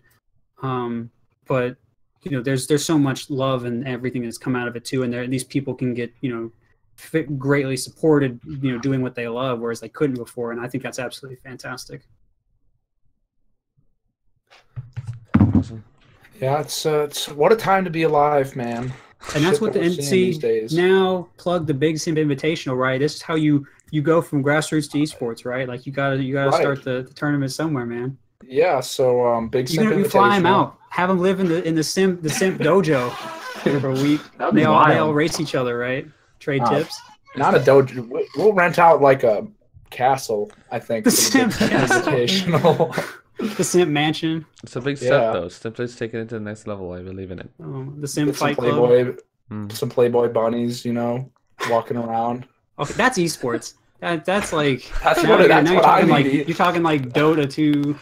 That's what I'm looking for. All right, no, you're dreaming big, kid. I like that. Thanks, man. No, I got. All right. Well, getting back on track. I'm more curious about the energy thing. Like, so some days you just wake up and it's like... God, I didn't answer your question well at all because I started talking about Clint. All right. He's a distracting guy. No, I understand that jawline, right? But okay, so... That's why I hate him. So... I respect that, Cheese, on a very important level. I respect that. So... I'm kidding. All right.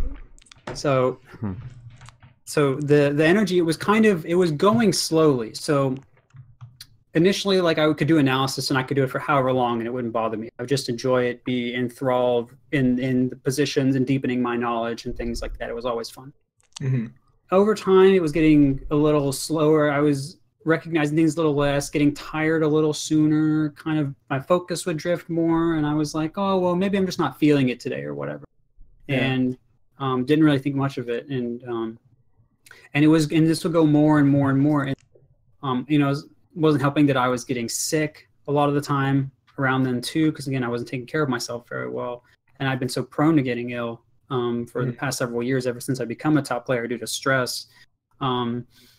So I was getting sick a lot and just all this stuff, and then I didn't really notice that it was leaving me And that's kind of the weird thing about it coming back, is sometimes it, like, my thinking will clear up, like I mentioned, and it'll come back, but I won't really be sure. I'll be like, well, is that true or not? And I'll look back at, say, previous Smashboards posts I made, and I'll be like, oh yes, this was definitely a better one than the other one. Or I'll give someone advice that I'm helping, and they'll respond, oh yeah, no, I totally know what you mean. Whereas before, I might tell them, I might try to help them with a similar problem, and their answer wouldn't be as, their response wouldn't be as strong.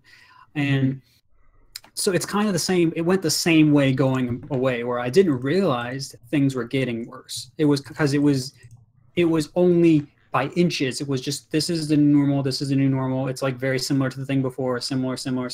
And then by the time I realized what had happened, I'm sitting in the Summit One house. Everyone thinks they hate me, or everyone hates me because they think I don't want to play friendlies with them because I want to hide tech or something. But I just was like trying to save energy because I was like, thought I could still beat Armada, which was clearly not true. And I just got like, I just realized, like, being like, even being able to wake up at the right time, go to the house and just be there, occasionally commentate on the couch, occasionally just playing my tournament matches, was just taking it all out of me. And I didn't understand what the heck was going on at the time. I was like, how can I be this tired? This doesn't make any sense. I'd never heard of this being a problem for anyone before. And so that was part of the issue too. I didn't know it was coming. I didn't know it was possible. So I went from there, and I went to the doctor, and we got blood work back, and I had extremely, very, very low testosterone, like well outside of the normal range, which includes normal and healthy for, like, 90, 100-year-old men. So it was below that. So it was very, very low. And what I had to do then was figure out, how I could get it raised. And so I went through, typical medical treatments, which is like supplemental testosterone, which is horrible. Please don't do that, anyone. I don't recommend that at all. I think it's just bad. There's some people that might say it's good for weightlifting. I don't agree with that, but that's at least a separate discussion.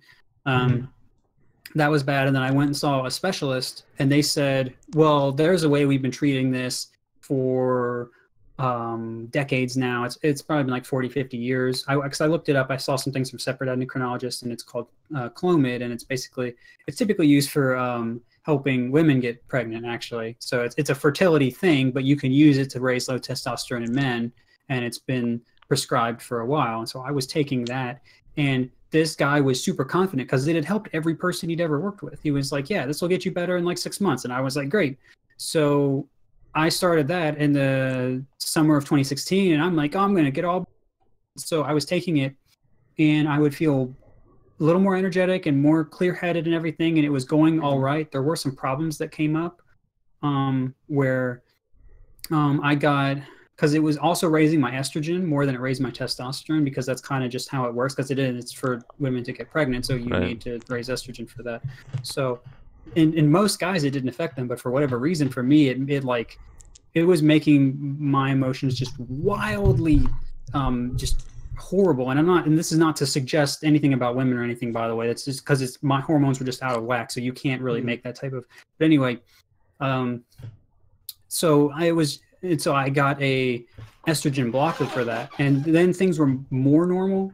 Eventually, I still thought things were going to be fine because they were raising the dose and everything, and it was still feeling pretty good, and I was still feeling like I was getting better up until the beginning of last year, which is when I said I was going to be better. And this is why I don't do timelines anymore, because they said you'll be better in 6 months. So I said, okay, guys, we'll be better in 6 months. January last year rolls around. I'm not better, and not only am I not better, but because I'm not better, the doctor is really frustrated. He ups my dose beyond anything I've seen in studies. So I was like, that's not good. Wow. And then shortly after that, I developed like this horrible chest pain from, I guess, taking this. I don't really know what it was, but the chest scary. Pains, yeah, it was really scary. And then so I was like, should I keep doing this? And my blood pressure was getting really, really high. And they were saying, no, okay, don't do that anymore. And so like, stay off it for like 6 or 9 weeks or however long it took to get it out of your system. Then you can try resuming it if you want. And so I tried resuming it then, and the chest pain came back right away, even on a very low dose, half of the lowest dose they'd ever given me. So it was clearly just a new problem that had arisen. Maybe it wouldn't have arisen if I hadn't had the high dose. It's kind of hard to say. I have my own theories about that, but so that was falling apart, and I was having very scary, life-threatening problems. And so this was around early 2017 when, you know, I said I was going to be better. I'm not only not better, but now I probably can't do the thing to get better that I said to everyone I was going to do. And now everyone's like, oh, well, his timeline didn't work, so he's just not going to get better now. So that was a really, really hard point, and I like wanted to just give up, and I was like I was like just really sad about everything. But then I realized, I was like, well, even if I gave up on Melee, like, I can't even work a regular job. Like, I can't stand somewhere for, you know, several hours a day because I get too tired. I literally can't even do that. So I was like, I need to get my life back, and, you know, I want to be able to play Melee afterwards. So whether people believe or not, I'm going to keep trying. Mm-hmm. So I kept trying, and, you know, eventually popular opinion has kind of, you know, shuffled around a little bit since then. So it's not as bad, but it's certainly changed. So I'll say that. And that's why I don't really give timelines anymore, because letting people down like that and having them be so frustrated when they had their hopes up was just not something I wanted to do. And there's also kind of a cool thing that'll happen now where it'll kind of come out of the blue. Like I'm just not going to tell anyone. And then it's just going to be an explosion of me. And, you know, it's going to be a lot of fun. And so there's an advantage to not telling everyone about a timeline thing. There will be this, you know, a big celebration. It'll be out of nowhere, and people can all kind of like rejoice, and it'll be a fun thing. Or at least I hope. Maybe it won't be fun. I don't know. Music King won't look forward to playing my Falco, probably, if history is an indicator. So he might not enjoy that too much. No, this is not shots at Mewtwo King. He just doesn't like playing against Falco. That is documented. But you know, like. So I think there are benefits to doing it this way too, and that's kind of why I structured doing everything like I have, because I've done so many updates and I've let people down that I just do things a different way now. I think that's the right way to do it. Yeah, it makes sense. But it's also hard to tell anyway now at this point, because I don't have a like I said, my energy is creeping back slowly, so I don't know where I actually am, and you know, there are much more variables at work than I initially realized, and the initial blood work told me, I believe. And that's what I'm addressing with the solutions I'm going with now. And I do feel very good about it. And I do kind of want to iterate that, because, you know, the stuff, you know, I was saying is, it kind of seems hopeless, seems kind of bad, but I'd like to reiterate that all the stuff I went through earlier was good thing after good thing after good thing. Like, you know, not dying, the weight gain, the running, Melee's doing better, often thinking more clearly and everything. Just because you don't have a timeline doesn't mean that that's happening. So kind of just wanted to reiterate that. So you mentioned that you aren't taking the dosage anymore, and yeah. I still have some, by the way. You want some? Doesn't that sound fun? Yeah, that sounds great. I need to get pregnant now. Yeah, I was telling people when I started taking, I was like, dude, I'm gonna be so fertile. I'm gonna be so fertile. Damn. Oh my god, there's nothing you can do about it. You say that to. I actually said it to my mom, and she was like, "Shut up, Kevin." Shut up, Kevin. That's not what she said, but I'm gonna paraphrase a little bit. Right. But okay, so what did the doctor say or do after that then? After he realized that you couldn't take it anymore? He didn't have another solution, because I went in there and I was talking to him like in the middle of 2017 when I was starting to change my diet, which is something that I believed would really help. Mm-hmm.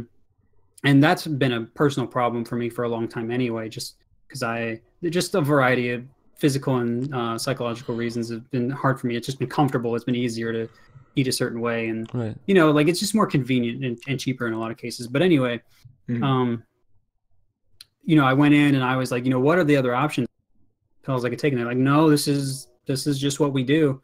And so I was like, well, I mean, I can't do this anymore because it's gonna like hurt my heart. It could kill me, like, you know. Mm-hmm. So I don't really want to do that after I've been through all this. So I said, yeah. So I said, you can wait and try. You can just wait longer and try it again at an even lower dose than you're taking. Which again, I was taking a very, very small amount very occasionally to test it. So that wasn't the way it was going to be an option. And so they basically just said, we don't have an answer. So I said, okay. So I went other ways. So it's not like, you know, not like I didn't try, I'll tell you that. Right. But yeah. Man, once I started doing that, you know, the money situation certainly became harder. And again, this is not a plea for donations or anything. It's just kind of just you know, when it rains, it pours. This is you can often struggle from multiple areas when this sort of thing happens. And so again, not a plea, not an attempt to manipulate or whatever. Like I said, if I want money, I'll let people know. I'll try to put out a good product.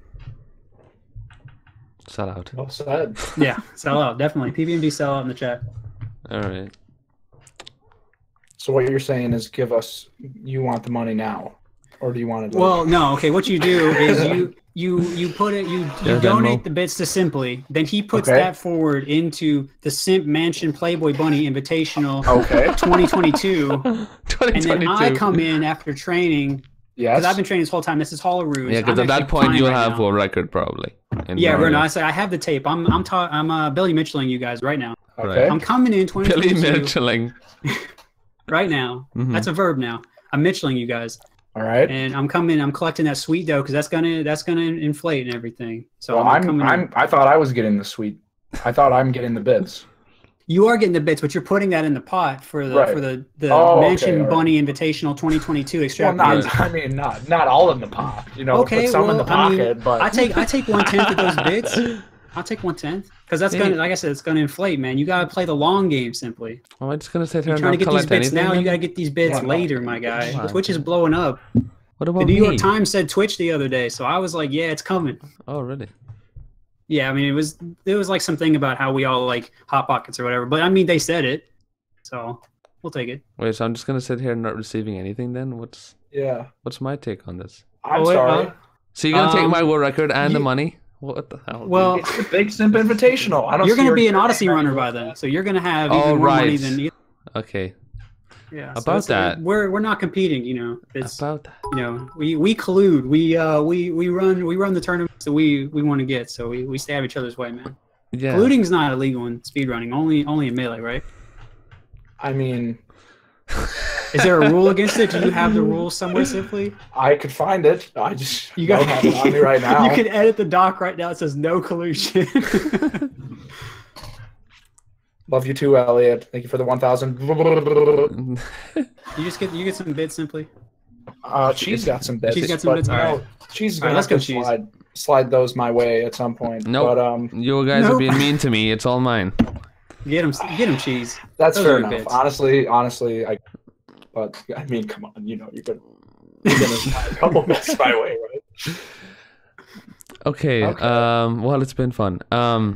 We reached the 1 hour and 40-minute mark. I guess we could take a few questions from chat, I guess, real quick, and then if you want to do that, I'm still doing relatively okay, which is kind of surprising to me. So if you want to go a little longer questions, or you want to do them now, it's completely your call. All right, awesome. I guess we could get a few questions. Well, I got one more for the man. Other hobbies, if any. What else do you like to do with your time, PPMD? Yeah, so there are obviously a lot of different things that I want to be doing, some of which I mentioned before, like reading and running and meditating more and everything. But those are a little more difficult right now. So mostly I'm just stream monstering out of my mind, meditating a little bit, and like I try not to do this too often because it warps my perception of the world. But I watch anime sometimes. You gotta. It's a dangerous world out there, man. But guilty pleasure. I've been watching some Haikyuu recently. I finished the first season last night. I don't know if you guys. Well, Cheese, you play volleyball. Have you watched Haikyuu? Dude, about that, I've seen a lot of clips on YouTube, and I've been wanting to watch it, but like I'm very, very bad at watching TV because I hate watching TV. I never watch TV. This is Japanese TV. Yeah, and people would say even it's more the superior TV. Even more so because I never watch anime, even though I think it's pretty interesting, but I never got into it. So like I never watched TV, period. So I always think, I gotta watch that show, and then I watch clips on YouTube, and then I'm like, all right, I'm satisfied. You could, yeah. No, I mean that's good because now you have more time. If you get it all in clips, you're like you're like the Redditor of anime, I guess. You just get the clips and you're good. Right. So that frees you up for more stuff. This is why you're a world record holder, Cheese. Dude, laser focused on the Fortnite. It's all about the game practice, dude. That's right. All about the Fortnite. All about the Fortnite and no Mario. Yep. Wait, what? That's right. What? What was that? Okay, children. So, children. Moving on. Cheese, do you have any other questions for the man? Are people really doing the Yuri Nation thing? It has been years. I open chat for 2 seconds, and I'm already getting blown the heck out. I mean, it's been years. PPMD Craigasm's still alive. You know, some things just can't die. They're too good. Dude, PPMD Craigasm. I use it in my daily speech in life with my family. Dude, I saw you. Oh, look at the chat's blowing up now. Dude. Oh my god. Yeah, I love you guys. It's actually crazy. I saw the clip. Oh my god! I saw the clip of you, Cheese, where you were saying, "Who's your dream daddy?" And you said me. And I just want you to know that I appreciate you, but I'm not sure I can go to GDQ now. I'm afraid. God damn it! No. No. Fine. I think GDQ's tight. Yeah, dude. So I might go, but That's no, awesome. I thought that was cool, and you know, all the love for you guys. Really, I mean, like I said in the beginning, you guys are doing your thing. I think it's awesome. Cheese Thanks, holding man. it down with the format, with the gameplay, simply out here cracking the jokes, Dude, doing something, doing whatever it is he does right now, the best out of anyone. I'm waiting for. Go ahead. Oh, I was just gonna say he's got the mom calls, like when he gets the that's the PBs. best. That one of the greatest things I've ever seen on a stream ever. That was lit, dude. The Wizard of Oz or whatever. Yeah. Oh my god. She broke it down, dude. Yeah, dude, when it let's started go. dancing. No, but honestly She's though, so- we're all waiting for the Simply comeback though. I mean, come on. It has I to tried. happen. I feel like I mean, we're not in the same situation. The hand, but you know, we're working on it, stretching it out, strengthening it. It'll happen. I want it bad, but I'm gonna pull the PPMD. No timeline.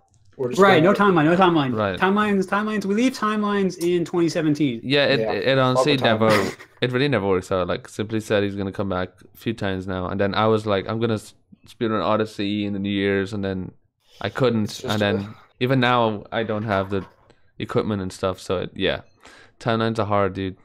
Yeah, but no, I mean, TAFO sees one timeline in the future. Well, I respect that. Right. And but no, I mean, like, let's see. So I think I'm seeing two main questions. If you guys don't mind, I'd like to. They're pretty quick. One of them is saying, "Will I stream when I come back?" Yeah, I'm gonna stream a lot. A lot. I'm not gonna stream like streams because he's like addicted. Right. I'm gonna stream like 3 or 4 days a week and probably like 3 or 4 hours a stream is probably what I'm thinking right now. I'm gonna do like a Friendlies Day stream, an analysis stream, a whatever stream that might be like me playing with like subs or something. I think that'd be pretty fun because I want to kind of build my own community.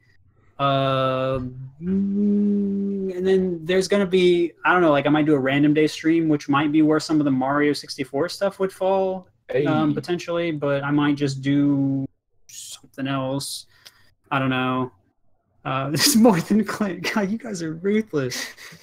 Dude, I like Twitch chat will always have the best and the worst of people in here, but like there's so much good stuff in the chats. Like at least right now, like I love it. I've reached a point where I just look at Twitch chat and I have the automatic mindset of I cannot take this seriously.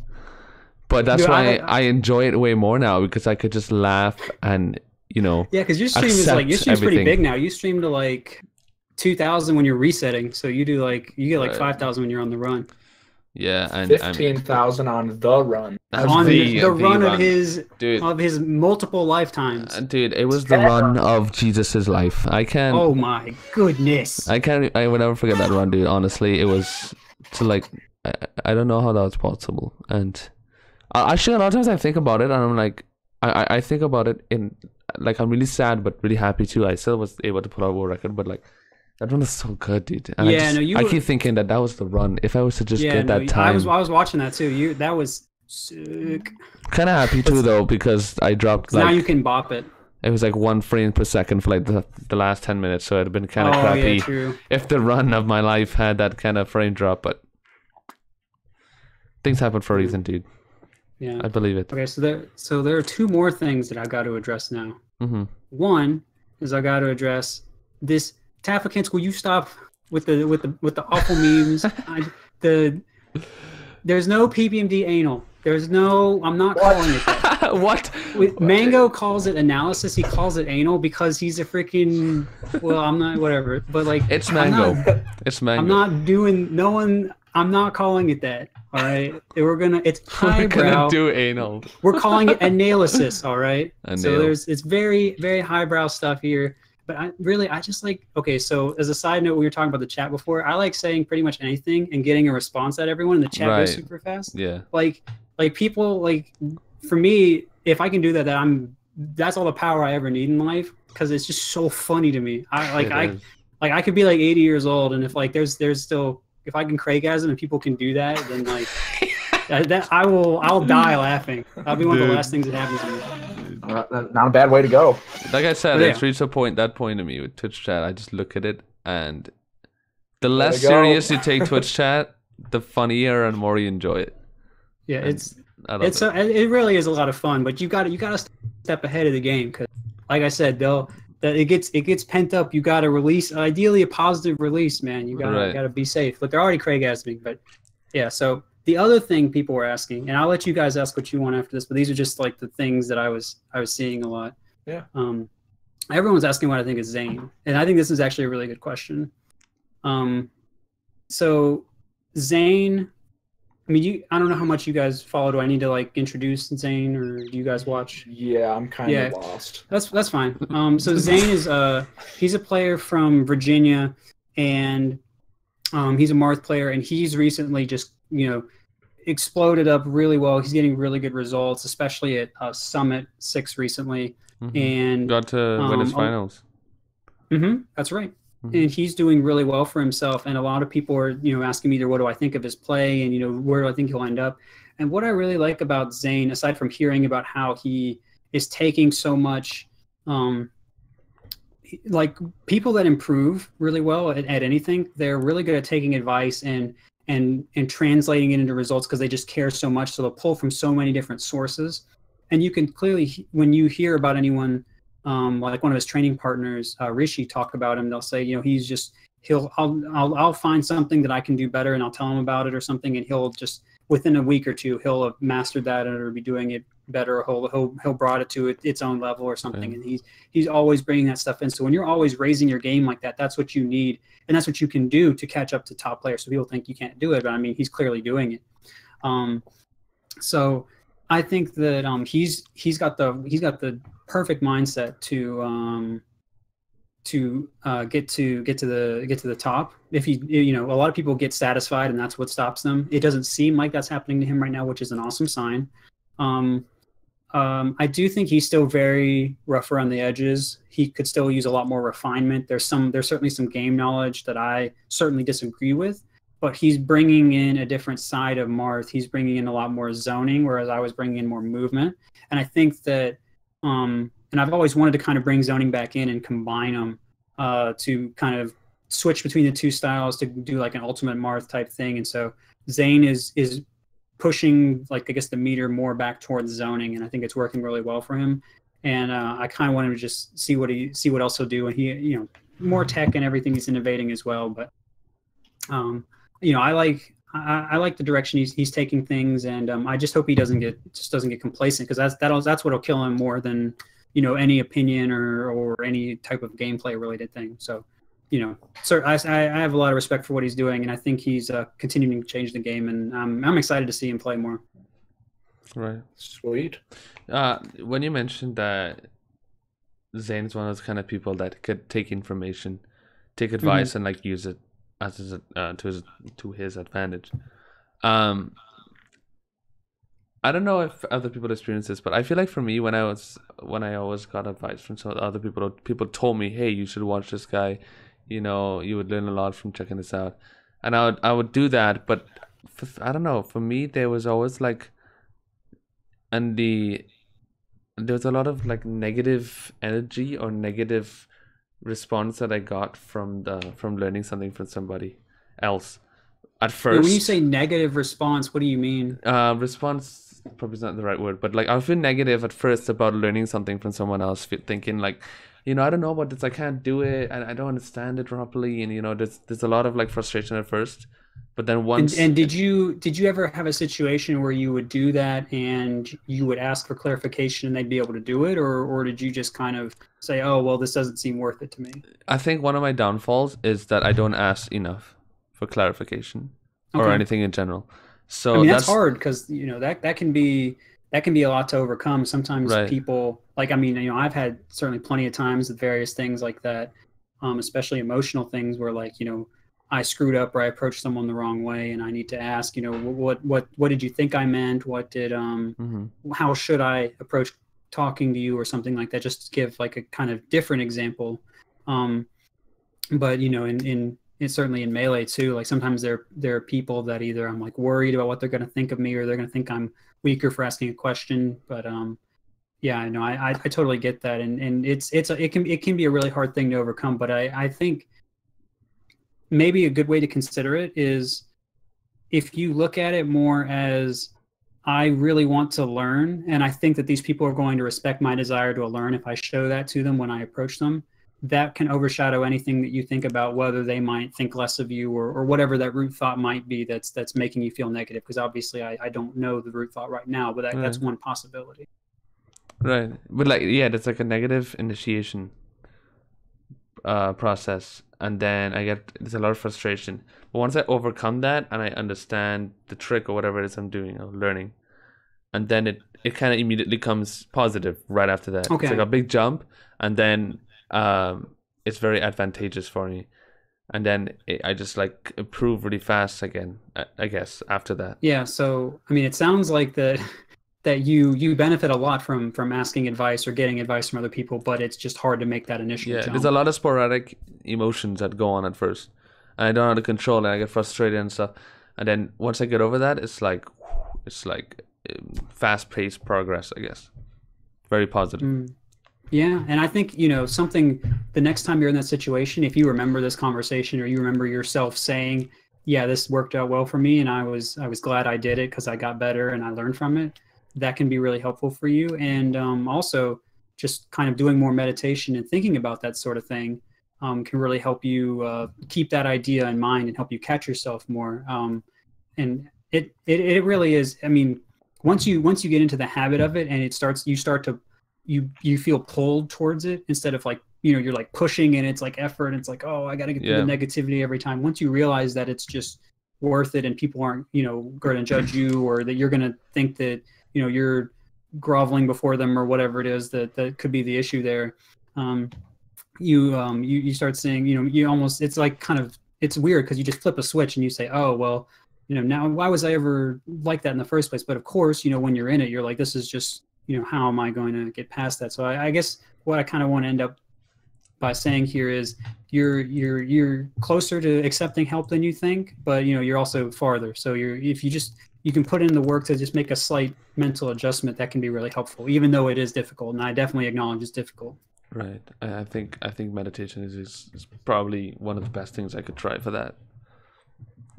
To get. What do you think, Simply? Yeah. I don't even know what Simply thinks. Like, I feel you, but I'm a little worried about Simp. I was just kidding. I was kind of face it out. It's like, I just felt like I feel like I agree. I feel like you have to be very open to what people say, and willing to put in the work, willing to put it into action. Because if you don't take any action, then shit, what are you doing? You're just sitting there. You ain't growing, baby. If you ain't growing, you're dying. That's right. Yep. So how you feel good about? Do you feel like you have some direction on that, Cheese? Or are you good? Yeah, definitely. It's I just have to like go more clear-headed into like new stuff. And for example, like there are a few new stuff that I gotta put into my my gameplay, I guess, in Mario 64. A few new tricks, but I think about them and I immediately feel this like, I don't know, I just don't have the energy or the mindset to learn it or to do it like before, I guess. It's like, God, I don't know, I don't want to spend that time. I'd rather just get my consistency back up, I guess it's a kind of a negative way I'm thinking about learning new stuff. I have to find a way to change that, I guess. Yeah, so this was a big problem for me. Can I divert 1 second to address like a comment that I thought was very fair that someone made in the chat very quickly? Absolutely not. If you're serious, then that's fine. I'll stay on top go of it. ahead. I'm just kidding. Okay. So someone said, do I understand that some people, they might not be a hater, but they might be a fan or at least a spectator. Really disappointed. They're rightly disappointed that I'm not back yet, and I don't have a timeline for being back. And the answer to that unequivocally is yes. You have every right to be disappointed. I mean, I'm disappointed. I'm furious with myself. I don't really talk about that because it's not really what I think people want to see, but I am completely disappointed and frustrated with myself that it took so long to figure this stuff out. Right. And hopefully I do have the answer this time. And so far it definitely seems that that's the case. I hope this update has convinced some people of that. But yeah, no, I respect the disappointment of anyone else too, because that's exactly how I feel. It'd be really weird for me to say, because like haters are people that say like, oh, he's never going to come back, or I don't believe he's going to come back, or he was never good, or like he's not trying. Things like that are hater comments. Mm-hmm. That being frustrated, feeling disappointed, those are not hater things. Like I'm frustrated and I'm disappointed. I'm also a pretty big fan of myself, like not like in a like I'm the greatest thing ever kind of way, but just like you are the best. I like the way I like the way I approach things, and I like what I'm trying to do, and I like what I'm trying to bring out of myself and other people, and I'm hoping to do my best, but when I'm not able to deliver that, I feel pretty bad. So I hope that someone doesn't take what I was trying to say here and say that I'm attacking people or anything, but when there is negativity out there and I'm not able to really kind of defend myself aside from like once every few months, because I think that's the best way to kind of address things and otherwise just keep working on myself, then that's kind of tough for me to handle. So I kind of take this time a little bit to address it, and I hope that this response is more fair to people that want that qualification, because I'm certainly not out to say that if you're not all for me then you're a hater, or you're not disappointed. If you're disappointed then you're a hater. That's not, I think that loses nuance there, and I certainly don't want to be seen that way. So I hope that's fair. And I am very sorry about it, by the way. Like I've said so many times, it's been so many years, and I the fact that anyone still is supporting me, I think is amazing and wonderful. So just wanted to kind of clear that up. So that took longer than I wanted to answer that question. Cheese, sorry about that. That's all right. Oh, this is the Q&A section, baby. Yeah. When you were saying that trying to get new optimizations in the run, you don't feel you have the energy to do it. Is that where we off? Is that the right thing? Yeah, I think about it, and I don't have it's not a desire, because I do have a desire. It's I guess it's the energy, but not physical energy, of course. The mental energy, I guess. I think about it and I immediately kind of shut it off, and I'm like, oh God, no. I don't know why. Yeah, so I mean, I totally feel that. That was a problem that I went through after becoming a top player. Like, I didn't want to do analysis as much. I was like, oh, I could, but it just doesn't feel like it. And I played less. I practiced less. And it's terrible. Like, it comes for so many people. Mm-hmm. Like, it hits players so hard, and I feel for them every time, because it's a terrible trap. It's really hard to get out of. Certainly don't blame me for it. And I did suspect that was what was going on with you too, and it's not an easy situation. What I personally did, there were several different things that I did to combat this. One was just working on various things for myself psychologically, which certainly in a public forum, those are hard to get into. But something else that's easier to say to everyone is the book The Inner Game of Tennis. Have you heard of it? No. Okay, so I was getting a lot of people in Melee to talk about this a while ago, and it's basically this book that it's really simply written, and it's about getting people to look at like practice and like executing in a really simple fashion, letting your body do the work, as opposed to like forcing yourself to do things in the practice sense. But there's a section at the end that's completely different. It's on motivation. And it talks about A lot of people, their motivations will change, or they'll have some that don't really help them get better, or they keep them where they are. And some people like want to play they want to play flashy, and so they focus on that as opposed to like trying to get better. And you know, people like that, and I'm sure Mario, but certainly in Melee or whatever, they care more about that than they do about trying to improve. And basically, the ones I've definitely seen it in Melee, yeah. And the ones that seem to get people better the most are playing for fun and to grow. So basically, like the love of the game, basically. The love of the game and the desire to get better. And it's easier to want to get better and have the desire to get better if you're not, you know, on top, right? Because you say there's a goal right in front of you. You say, okay, well, this person has a faster time than me, or this person's ranked higher than me. So I can practice and I can beat them because they're sitting right there in front of me. But eventually you get, you know, over time, especially because if the same thing is hitting that person in front of you, you will pass them, and then you'll get there, and then you'll have this problem. So the way to kind of break this is the way it happened to me. I'll talk about how it happened to me, and then there's some different things that can happen here. But when I read the book, what I immediately started thinking about was a combination. It was a combination with another book I'd read called The Art of Learning, but it reminded me of how I was when I started playing Melee. Well, in other words, in The Art of Learning, it's called the beginner's mind. In the beginner, everything is exciting, everything's new, the game is invigorating, all the choices and the ways you can play just seem limitless, and learning is it's just wonderful. You're not thinking about winning, losing, having a good time, whatever. It's happening, and you love the entire process. And when I thought about that, and I got a feeling, you know, in my chest that was kind of like a lightning, if you will, and it felt like, you know, wow, I haven't felt, you know, so good about Melee in such a long time. It felt like I was a new player in some ways, and I felt like, you know, I was just so ready to practice and to learn and think, you know, if I was a new player, how would I approach these things?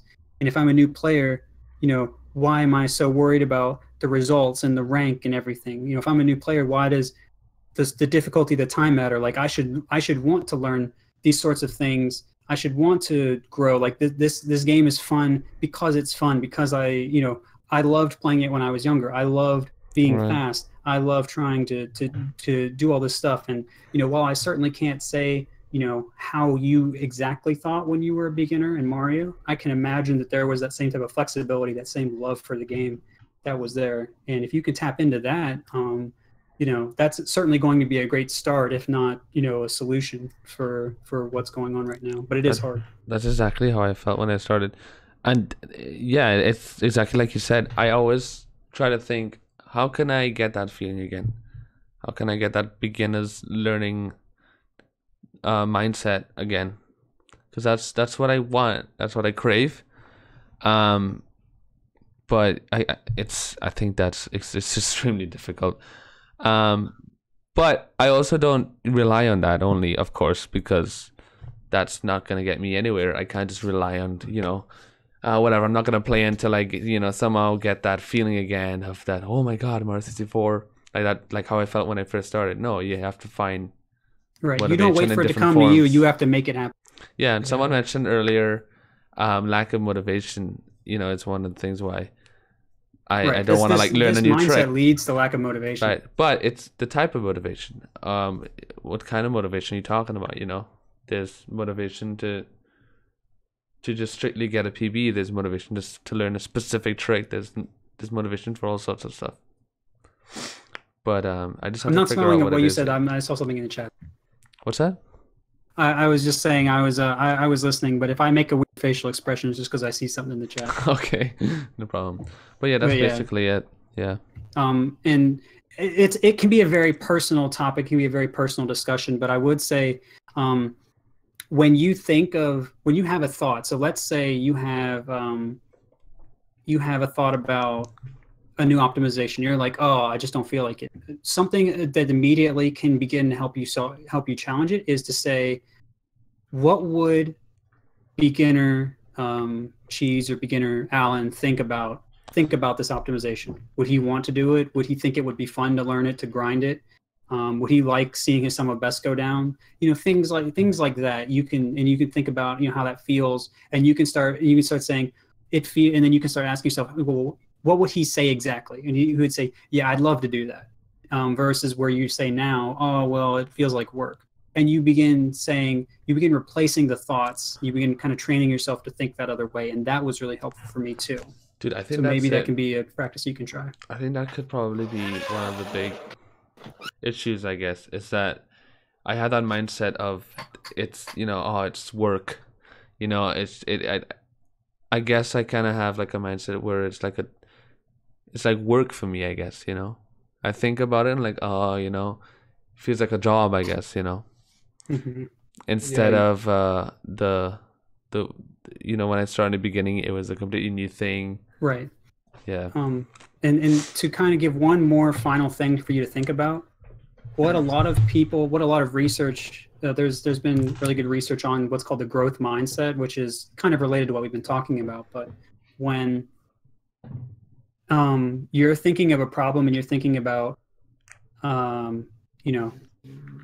if it challenges you, what is your response to it? And one type of response is often, if it challenges me and I can't do it right away, then it might make me say that, I'm not good, or it's just too difficult and I want to go to something easy that I can handle. And that's kind of like what do you call it? It's like the standard grade mindset, like schools use or whatever. And then there's the growth mindset, which is the one the study talks about, and that's the one where it says if instead you get challenged and you don't succeed at something, you instead say, oh, well, this is just something I need to work more at. This is something I need to improve more at.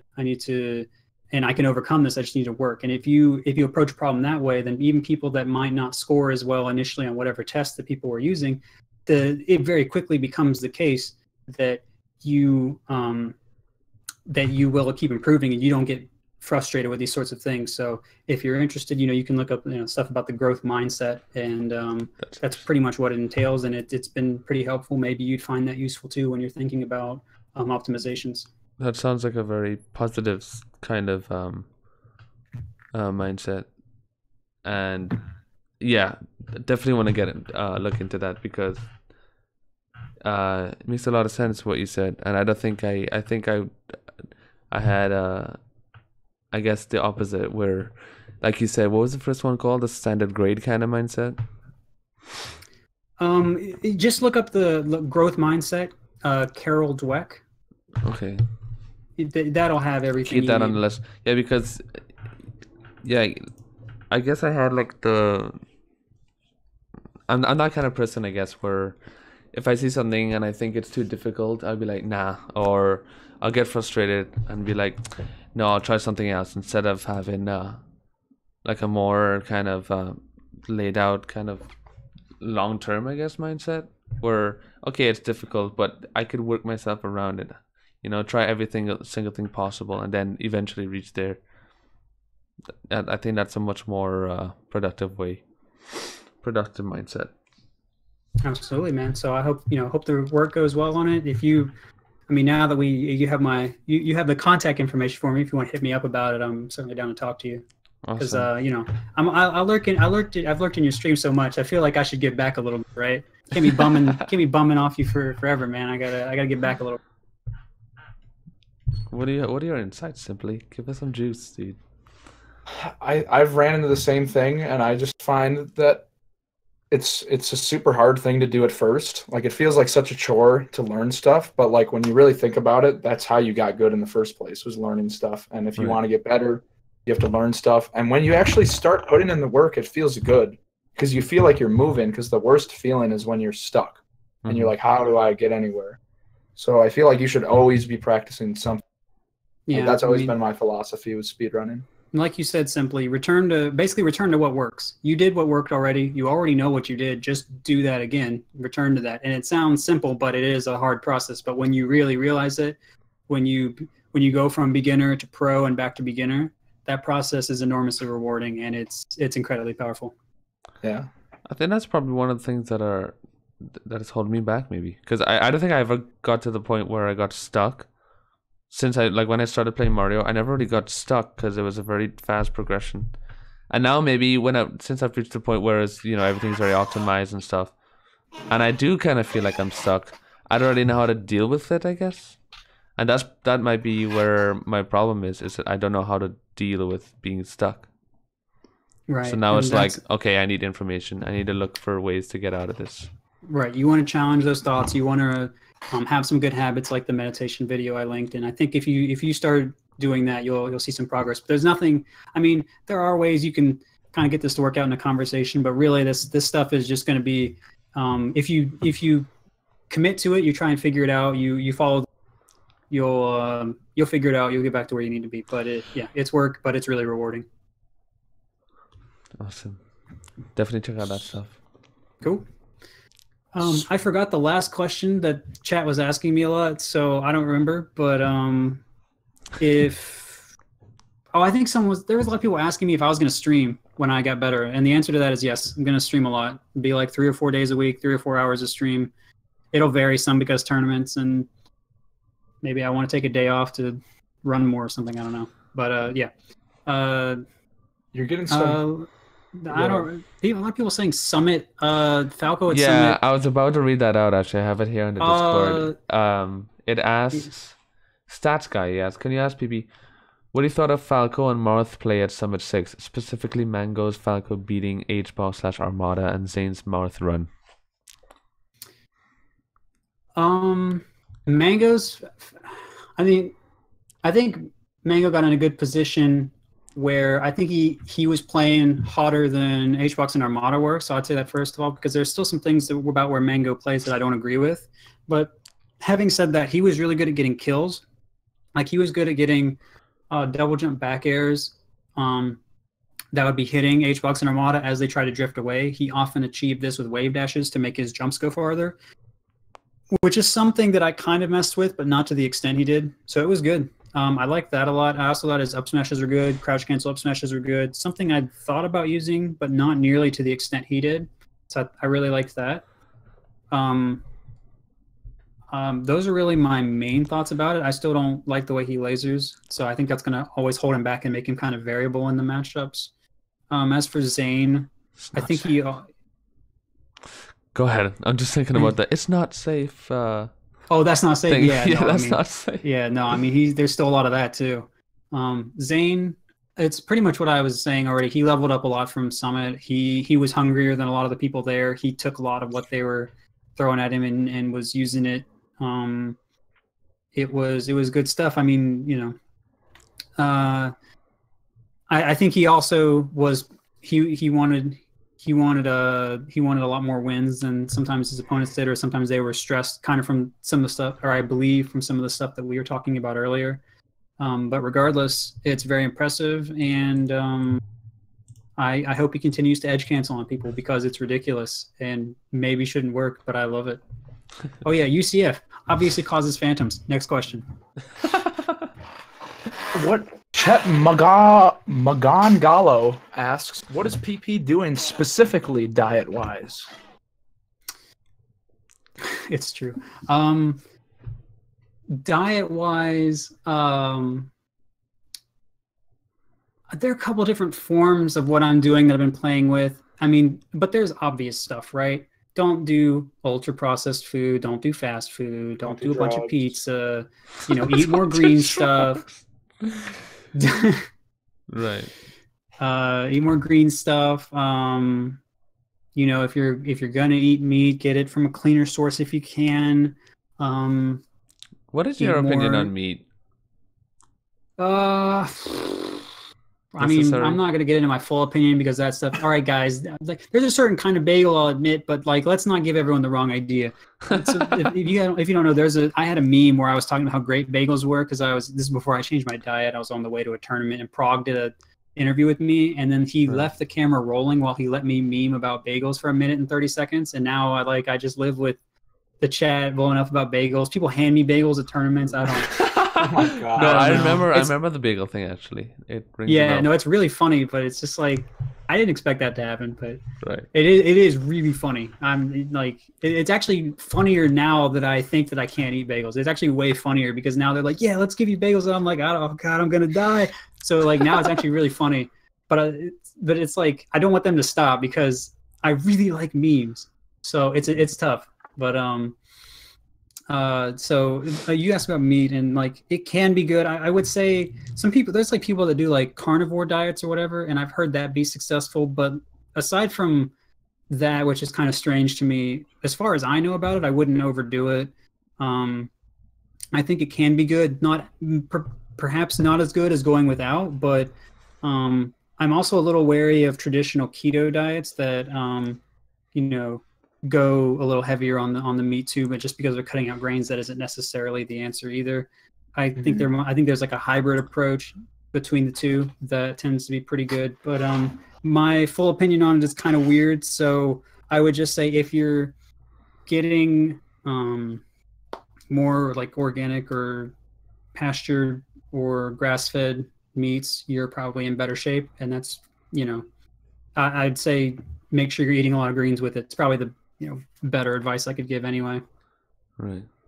Sweet. Well, we're just passing the 2-hour mark. You know, lately we've been trying to hit it a little bit hard. Yeah, I talk a lot. It's a bad habit. No, you killed it. No, dude. that's That was great. That Perfect. was very enjoyable. I'm glad we got to have more time. That was yeah, no, me too.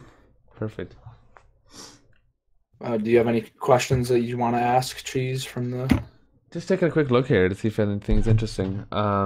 Someone asked a quick question I can answer real quick. Sure, can you sure. treat the process of improving your mindset as a game itself? And I think absolutely.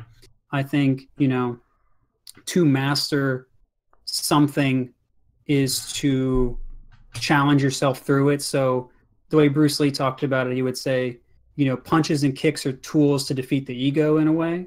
And so when I think about that, I think about, you know, wave dashes and lasers, or wave dashes and down tilts are ways to kind of overcome the ways that you keep yourself entrenched in a certain way of thinking. You want to be flexible. You want to be open. You want to consider things from as many perspectives as possible. That's how you get closer to, you know, closer to an idea of truth, not, you know, something that's objectively true or whatever, however you want to go about that, at least in my opinion.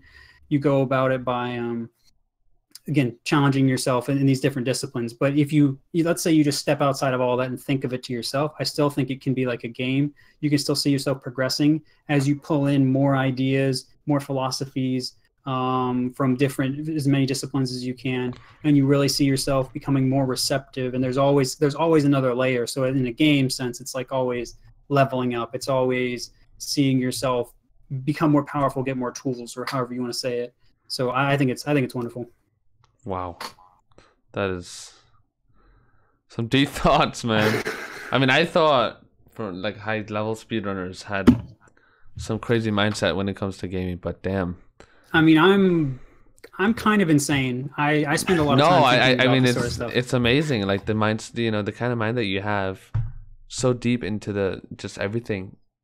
The game of Melee, it's crazy. I can see why everyone is so excited to hear you talk. I mean, I hope so. I really want to do my best to deliver what I hope are good insights to people. I mean, I've gotten it wrong before. I'm sure I'll get things wrong again, but I try to do my best, and I mean, that seems to be good enough for people right now. So I'm hoping to just continue to improve to give them even better. Someone mentioned in my chat. They asked if you've read the book 12 Rules for Life. Do you know about that book? 12 Rules for Life. No, I haven't heard of that. From Jordan Peterson. Oh, the Maps of Meaning thing? Yeah, no, that's his first book. He made a new one. Oh, he has another one. Yeah. No, I haven't read that.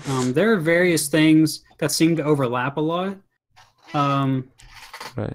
But no, I haven't seen his stuff particularly.